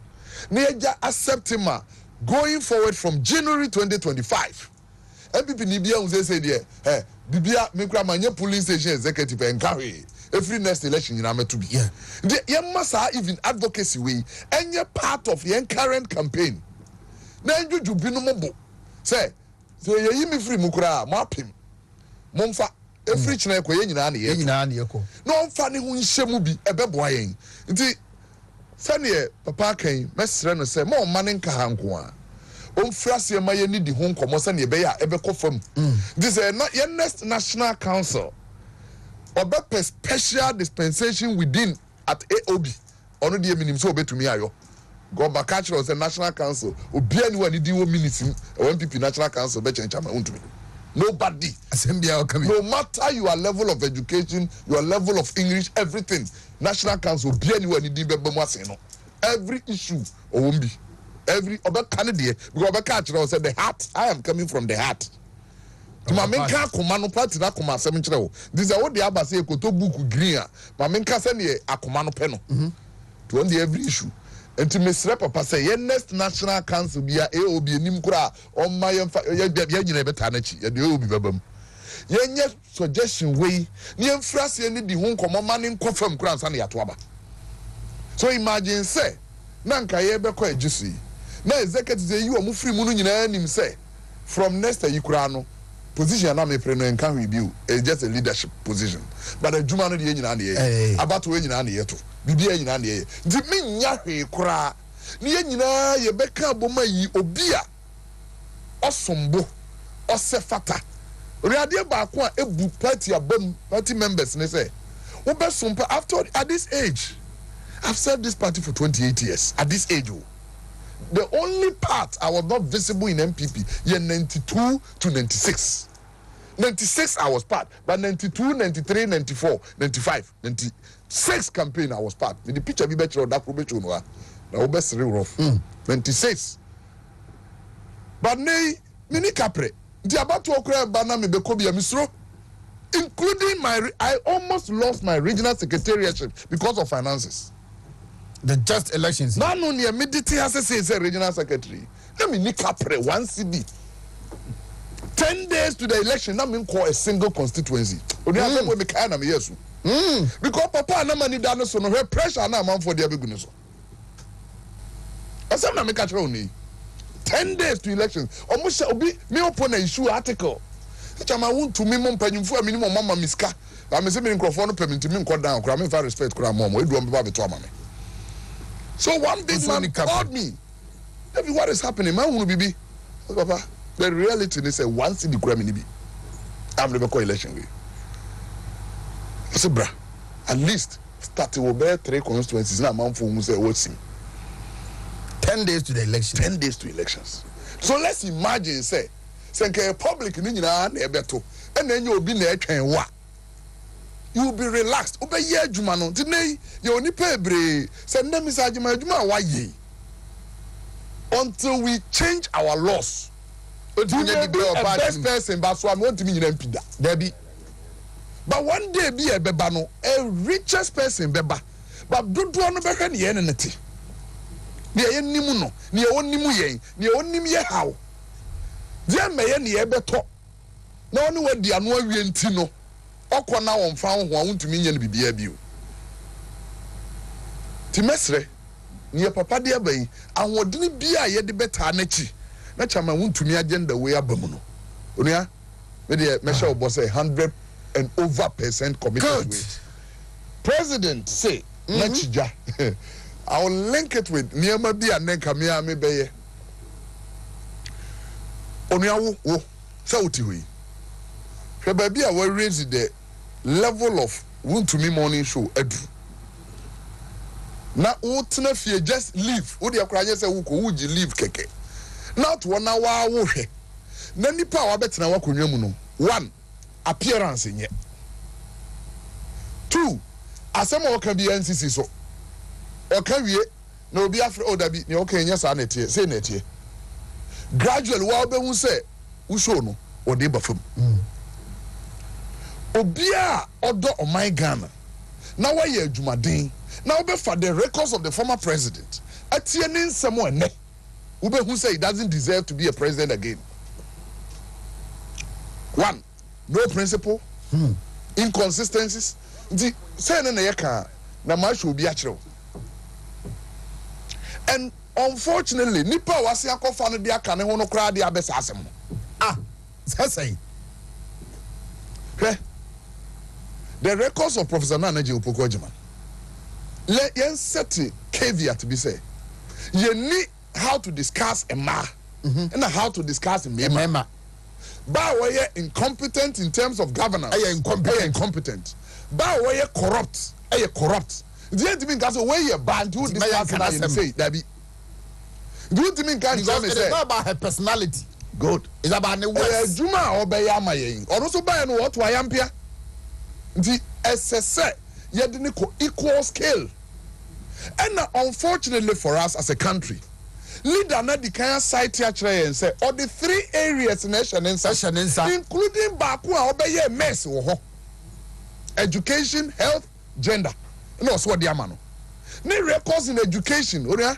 Not. Mama amount for nyame Professor Nanaji Opoku-Agyeman handing over notes on no sign. Say Juma me beye no. Ni me jani honi a me nua obedima de no on fanyo adwuma.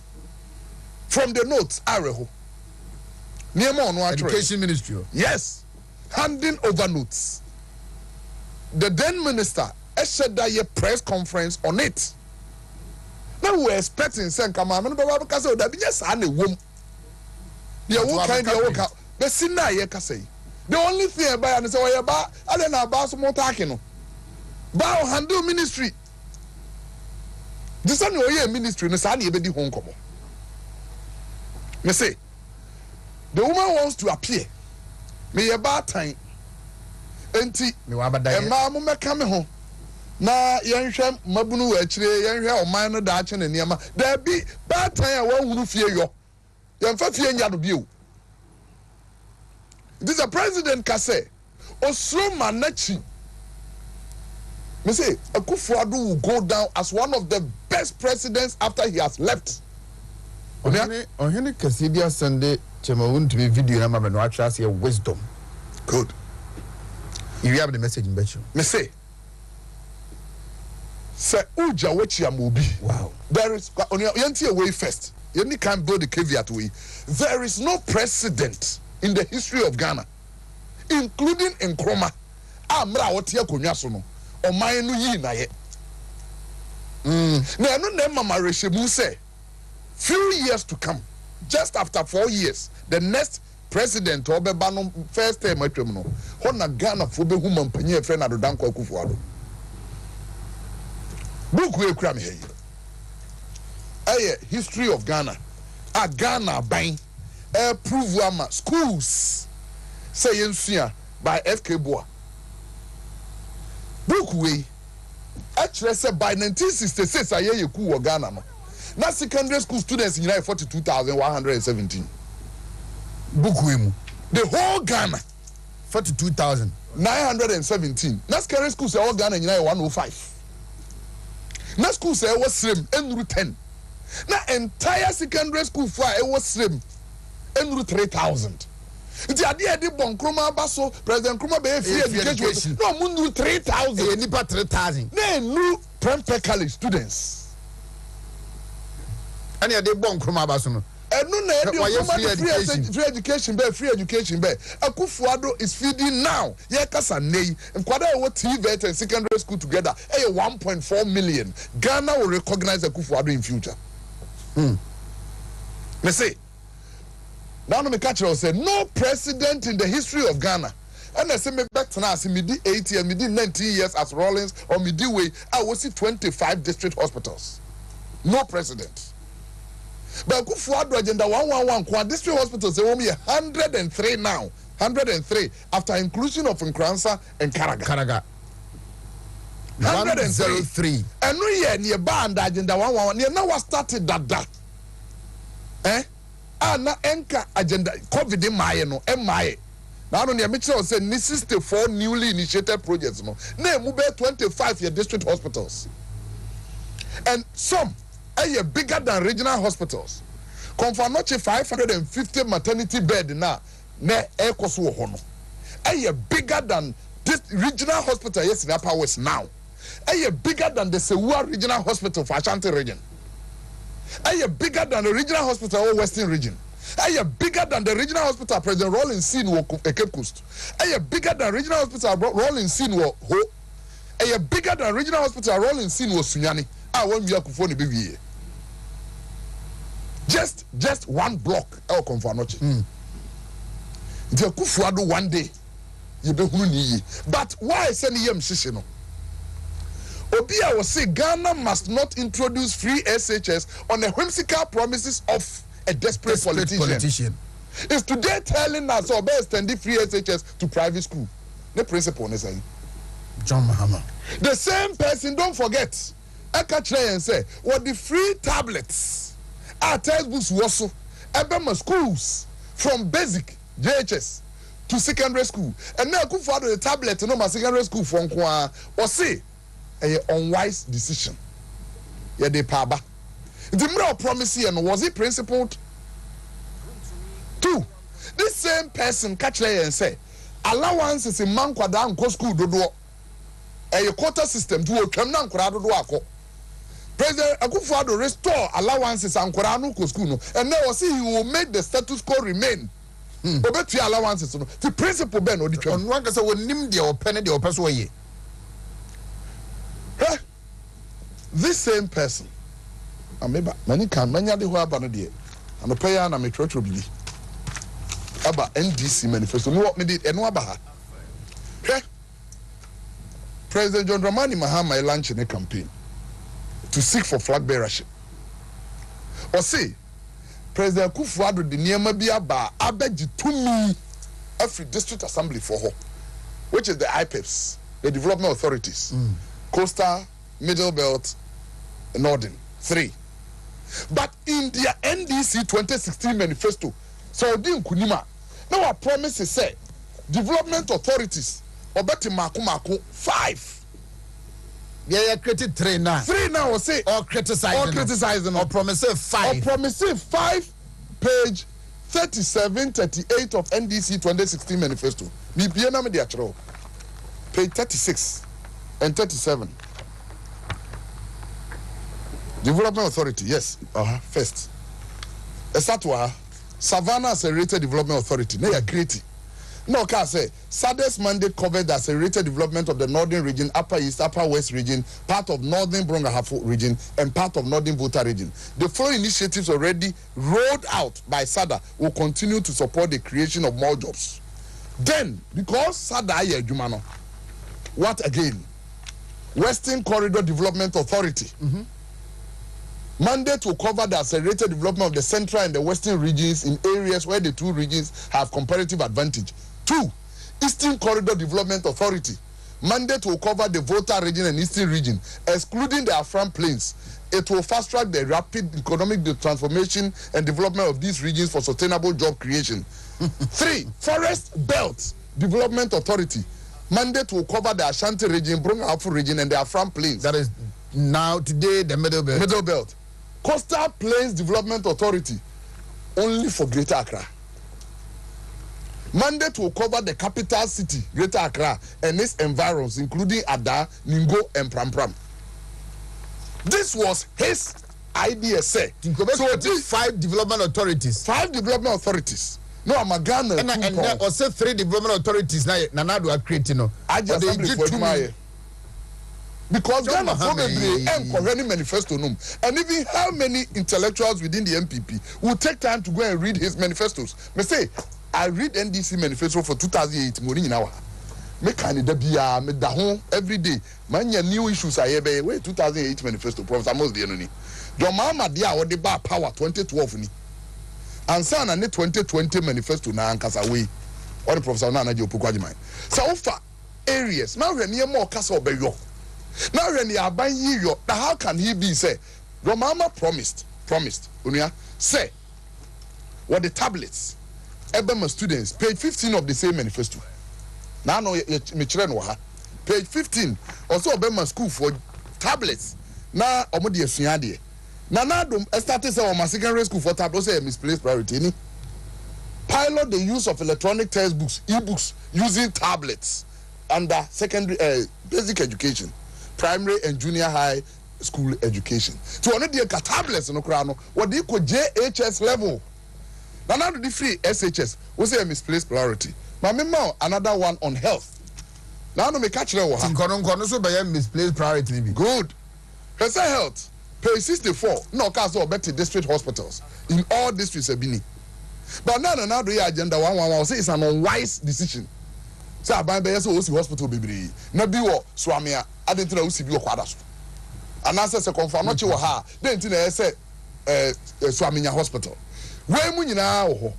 So if you are president now you know obi a onye consistent na adwuma wayo udi gya na hwe me ba fe membra the running mate adwuma obewe Professor Nana Je Opokwajiman ne handing over news oni onim say 2012 elections started 2008.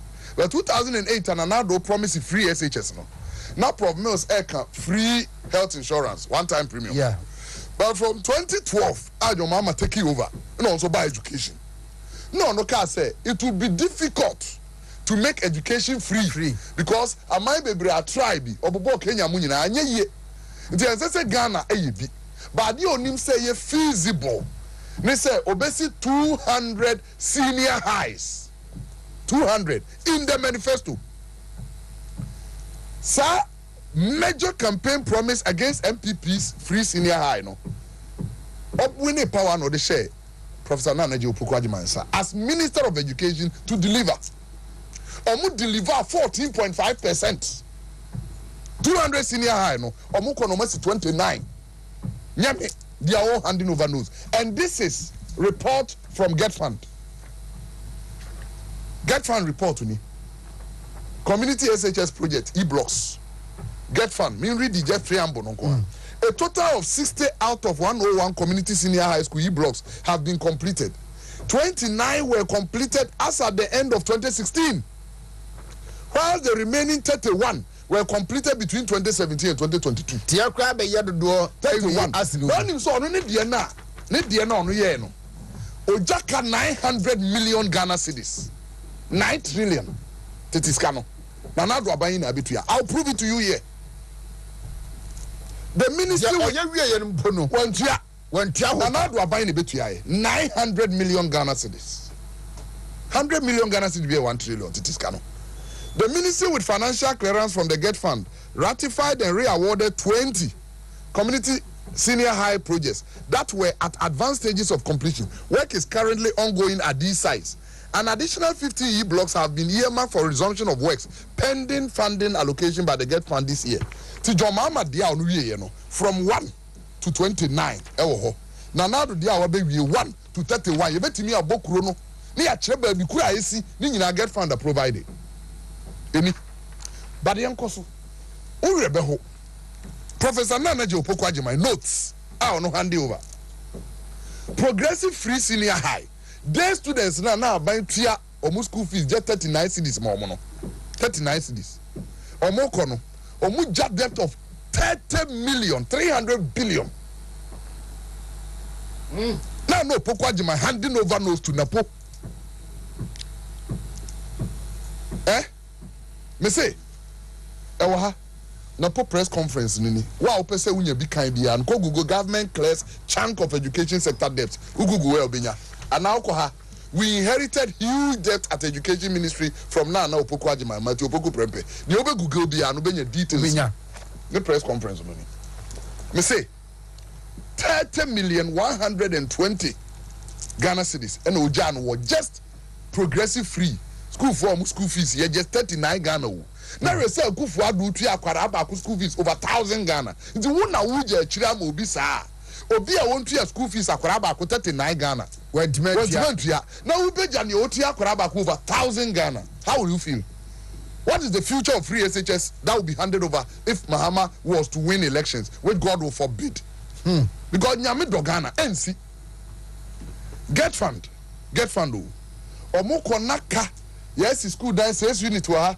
Yes, we were 3.7 billion, 37 trillion OCDs. Na GET Fund and Kwamujano. School there, yes, dormitory say yes, Tubako Green Book, yes, school there, do say, yes, dormitory. No, Pokwajima handing over notes. Cow so no Jan will GET Fund. A buyer ever mitriano 3.7 billion. Unyara Husem chalk with teacher for the charadi.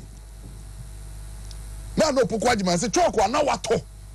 Nana Binance tia walk away 4 million Ghana cedis. Hey, 40 billion. 40 billion. Chalk kwa. And ya buy neighbor ni yemetuaka. MPP ya buy metia chalk ka 40 billion. Hey, 40 billion. Now no Pokwajima handing over notes. Do I banti me nka. School uniform. Okay, President Mama auto school uniform Mama Nkara and you are surprised school uniform. 40 billion, 4 million Ghana cedis. Now no Pokwajima handing over notes. Omontia, Nanado are buying a bit 4 million Ghana cedis. Special schools. And also Ghana how when 5. Fair BS any fraud for school for the dead became 40 billion. Omadi discount kwa na amount for supply and headmasters abobosi ato na buying kutua.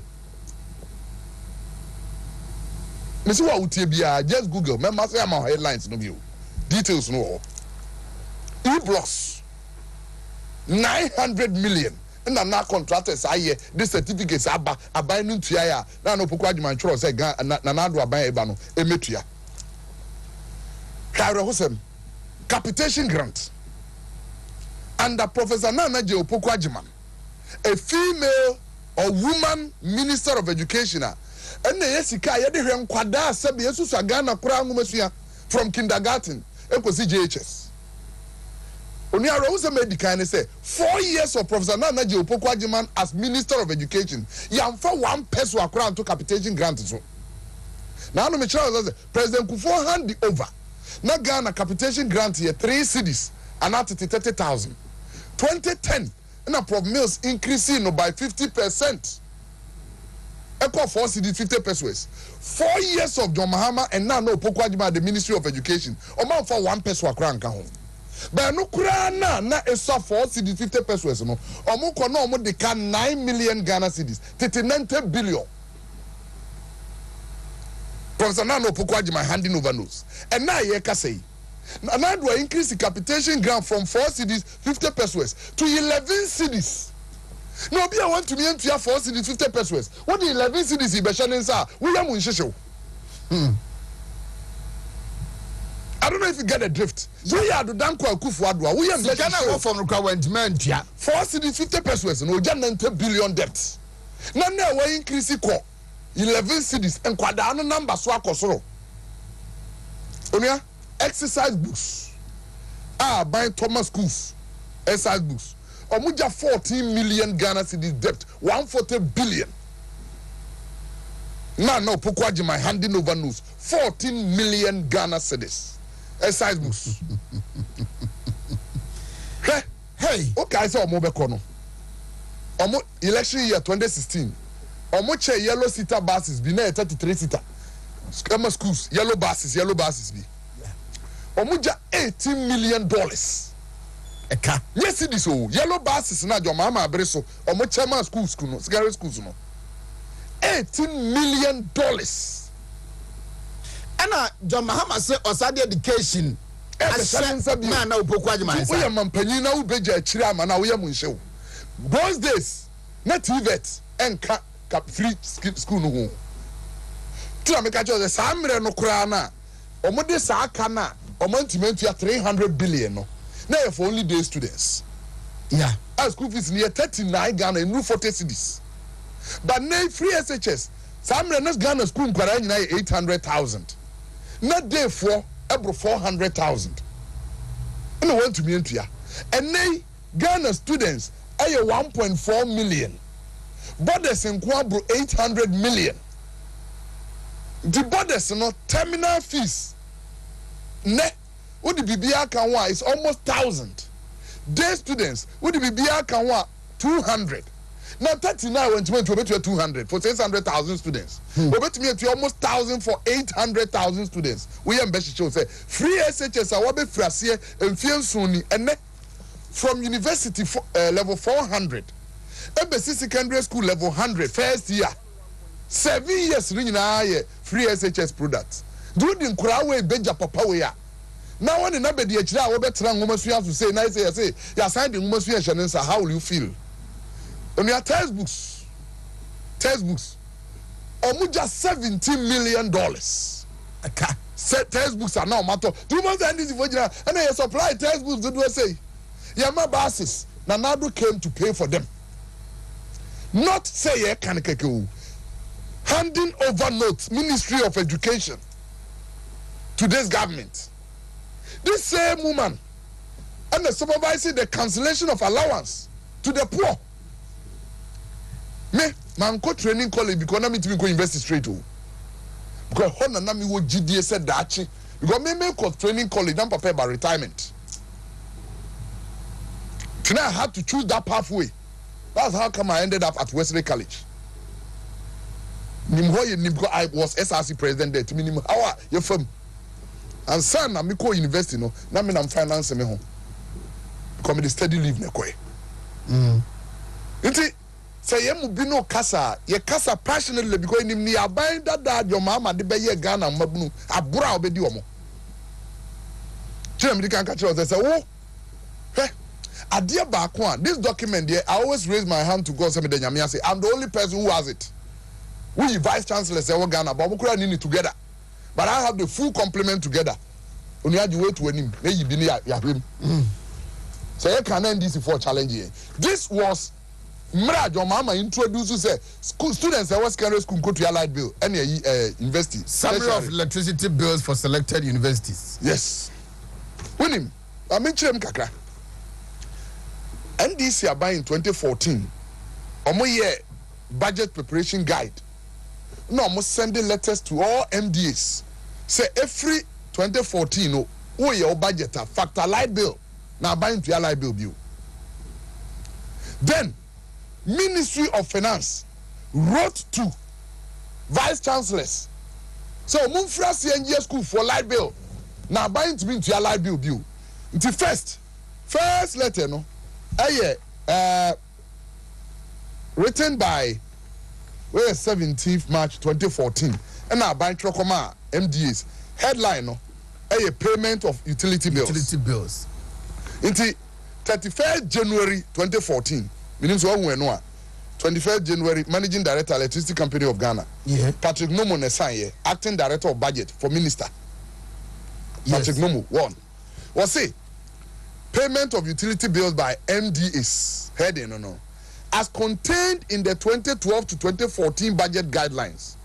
All ministries, departments and agencies, metropolitan, municipal and district assemblies were to budget sufficiently for the payment of their utility bills, since no centralized vote will be provided for the payment of such bills. 2. Further to these directives, MDAs and MMDAs were again reminded in the 2014 to 2016 budget guidelines to budget adequately for the payment of their utility bills and also take steps to ensure that installation of prepaid meters on their premises. 3. You are therefore to take note of the above directive and build the MDAs and MMDAs appropriately. Where your Ministry of Finance and Chokoma ECG. First, till later on, 31st January 2014, ECG for a received on the 4th February 2014. And now ECG for so no more letter to the departments now more cano. The answer salad on the 17th March 2014. First. You will be a friend VCG, that's Vice Chancellor's Ghana. By then, no more chairman, Professor Haiti, no Vice Chancellor of Lagos. Do what time be our chairman, no, all school na secretariat no ba. Timra, Professor Haiti, chairman, no, not secretariat no Lagos. To a much letter away to the Vice Chancellor, University of Ghana, PO Box 25, Lagos, DSA, payment of utility bills. Following the directive from the Ministry of Finance, as per the attached letter, which is this letter, we would like to inform you that effective January 2014, you are to pay for all your utility bills. However, Ministry of Finance has agreed to make provision for the payment of all arrears as of December 2013. So from 1st January 2014, all schools were to pay. Yeah. You are therefore requested to make the necessary arrangement to settle your electricity bills. Kindly contact the undersigned on this number or the Regional General Manager for Accra East Region, ECG, on telephone numbers this for any clarification or assistance. Yours faithfully, K. Athaforsen, Acting Director, Customer Service. I think it's on the Chief Director of Ministry of Energy. Good. No more, all Vice Chancellors were copied. Email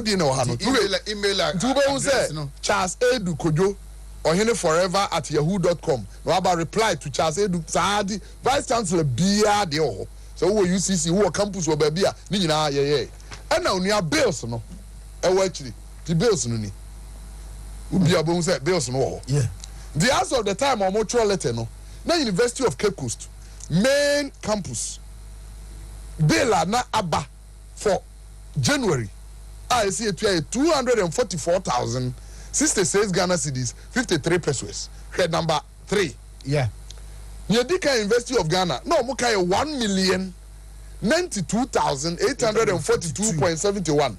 Next, Kenyan USD. 829,000. That is 8.19 billion. UCC near San War Campus wa Accra. No bill near 520. So come boom. Unia. Yesterday say. Yet him say, woman, the way I buy a bedroom home. No, my office as SRC president. And a vice chancellor friend, Mr. Mimbra. Look up vice chancellor officer, director of electricity, UCC, director of finance, director of fiscal development, pro vice chancellor, I don't remember as students rep. ECG management, every down someone, and they Accra East, you know. Yeah, they free. Down so my basic cause nation massive management so better na say add them beti arrangement to settle your bills.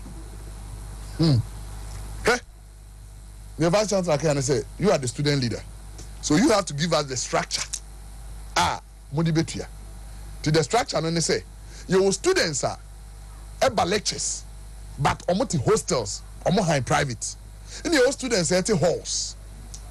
When you pay the agreement upon back forth. No student be a want invest in dime. One hour high would dine. Now what lecture? Now lecture about the light one. Now between 500 Ghana cedis account school fees on 5 million today. Now kwada what is school dime? And now so they used to light no be at on near money on between 9 million today account school fees on. This is one man no Pokwa Jiman and John Mahama left to students in Ghana and parents. This is all you could for now with Jawachi and Mancrophone, you know, what do you think? And how will you feel? Then can a me say, me, young Cassa Nina no Pogwadi my attempt. By your back Cassama Ghana for who say the woman no in terms of governance, education, they are on him, or a good, or a professor, or English lecturer, or Charadia Kama. Many problem on the lecturer. But the leadership in governance, they were failing. But money who modding, no one handing over notes. Any education, action inside. Kwame, only one minimum dear back on say, Ebasa, I have to research further. The last 3 vice chancellors from 1992, she's the worst performing vice chancellor. I am not saying UCC. I am not saying. This is the book that is talking. A history of the University of Cape Coast. Yes, UCC yes 60 years near true book way. The editors of the book, Kwame was a professor. Kwame was a D.A. Dako and Dr. Samuel Waibu Disian. I'm going to edit this book way. There were 10 pages for 3 vice chancellors. Omo performance. Now no pokwa my 1 page. No more admit say more how many pages? 10 pages 10 for 3 pages. Vice chancellors. For 3 vice chancellors. Professor Japan, Professor Adwobin, Professor Nana Jopokwajiman. And 1 page. They acknowledged there. So one the end to me and infrastructure can see because I buy no honamwa. And support Professor Moss. The vice chancellor of Maba Cape Coast no. Mami read the headline. No, I'm on home of the vice chancellor. Mami read the headline from Professor Japan so that people will acknowledge what I'm saying. Then I'll go and read for Professor Nana Opoku Ajiman. Sene beya yen nyina be hu say in fact me nkasa kwase maame no bia oye eyinti no na ye kasa etia no. Professor Japan no modern times the UCC vice chancellor be any ho a obone ho modern sen. Meaning so onim na actually no na ye vice chancellor of Methodist University. Okay. The period from 1991 to 2001 which could be described to as the Japan era. Saw tremendous infrastructural development in the university. This period witnessed a program to facelift the infrastructure of the institution, which had gone extremely bad. By the beginning of 1991-92 academic year, the library project, almost 30 projects are but they had built a preamble, said tremendous infrastructure development era. A Japan time. A Japan free honor, Adwobin by. Also the same. But here no yanko then came in. Nana. In October 2008, Professor Nana Jane Opokwajiman succeeded Reverend Professor E.A. Obin as Vice Chancellor. She is the first female and alumna to assume this high office in the public. Unlike her immediate predecessor, which was Adwobin, did not enjoy so much governmental support for infrastructure development. How? Professor Adwobin administration block. No, Monsieur Via Dano Siwaya Bosu Bibia, Obi running through UCC between 2010. Not 2010, say Professor Adwobin time here 201 to 208. So between 204 to 208 who sa building no. Na ye kotoso. Send ye kotoso no. Professor Nano Pukwadima did not add a bag of cement. And see what they said. Would have found could see say Professor Didi Kupolibaya on the baby and the UCC management wall. Me see book no nyame am tro you. Interesting. This history of UCC. Warren too. Me see this history of UCC. And they have written say unlike The predecessor. Her predecessors. Her time, no, unfortunately, unfortunately, bao. Me say that 3 vice chancellors are next, no. She is the worst performing in every aspect. I'm not surprised that it translated into the ministry. And on why handing over note to it all. Car or day. On your car now no my Jano education ministry in Kwa na over 10 trillion.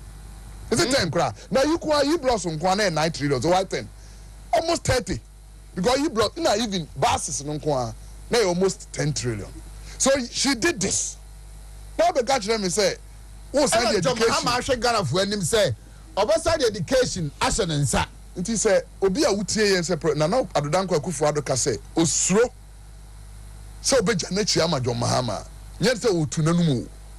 When you near Wahunu, when you near Wakai, and the Wahunu Nipano Subai.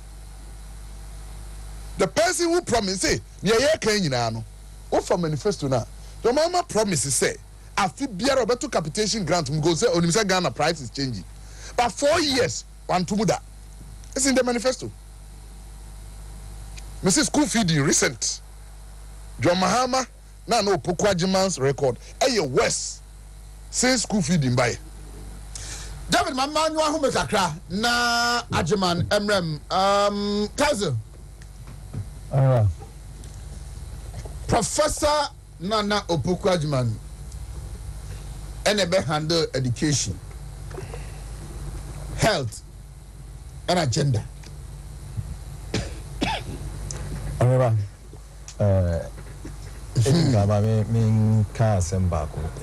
if we 2008,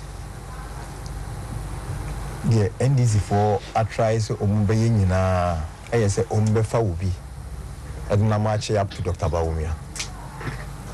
Now, Omakase, Umuni Pano, so Oya Decha Dr. Baumia. It is the reason why.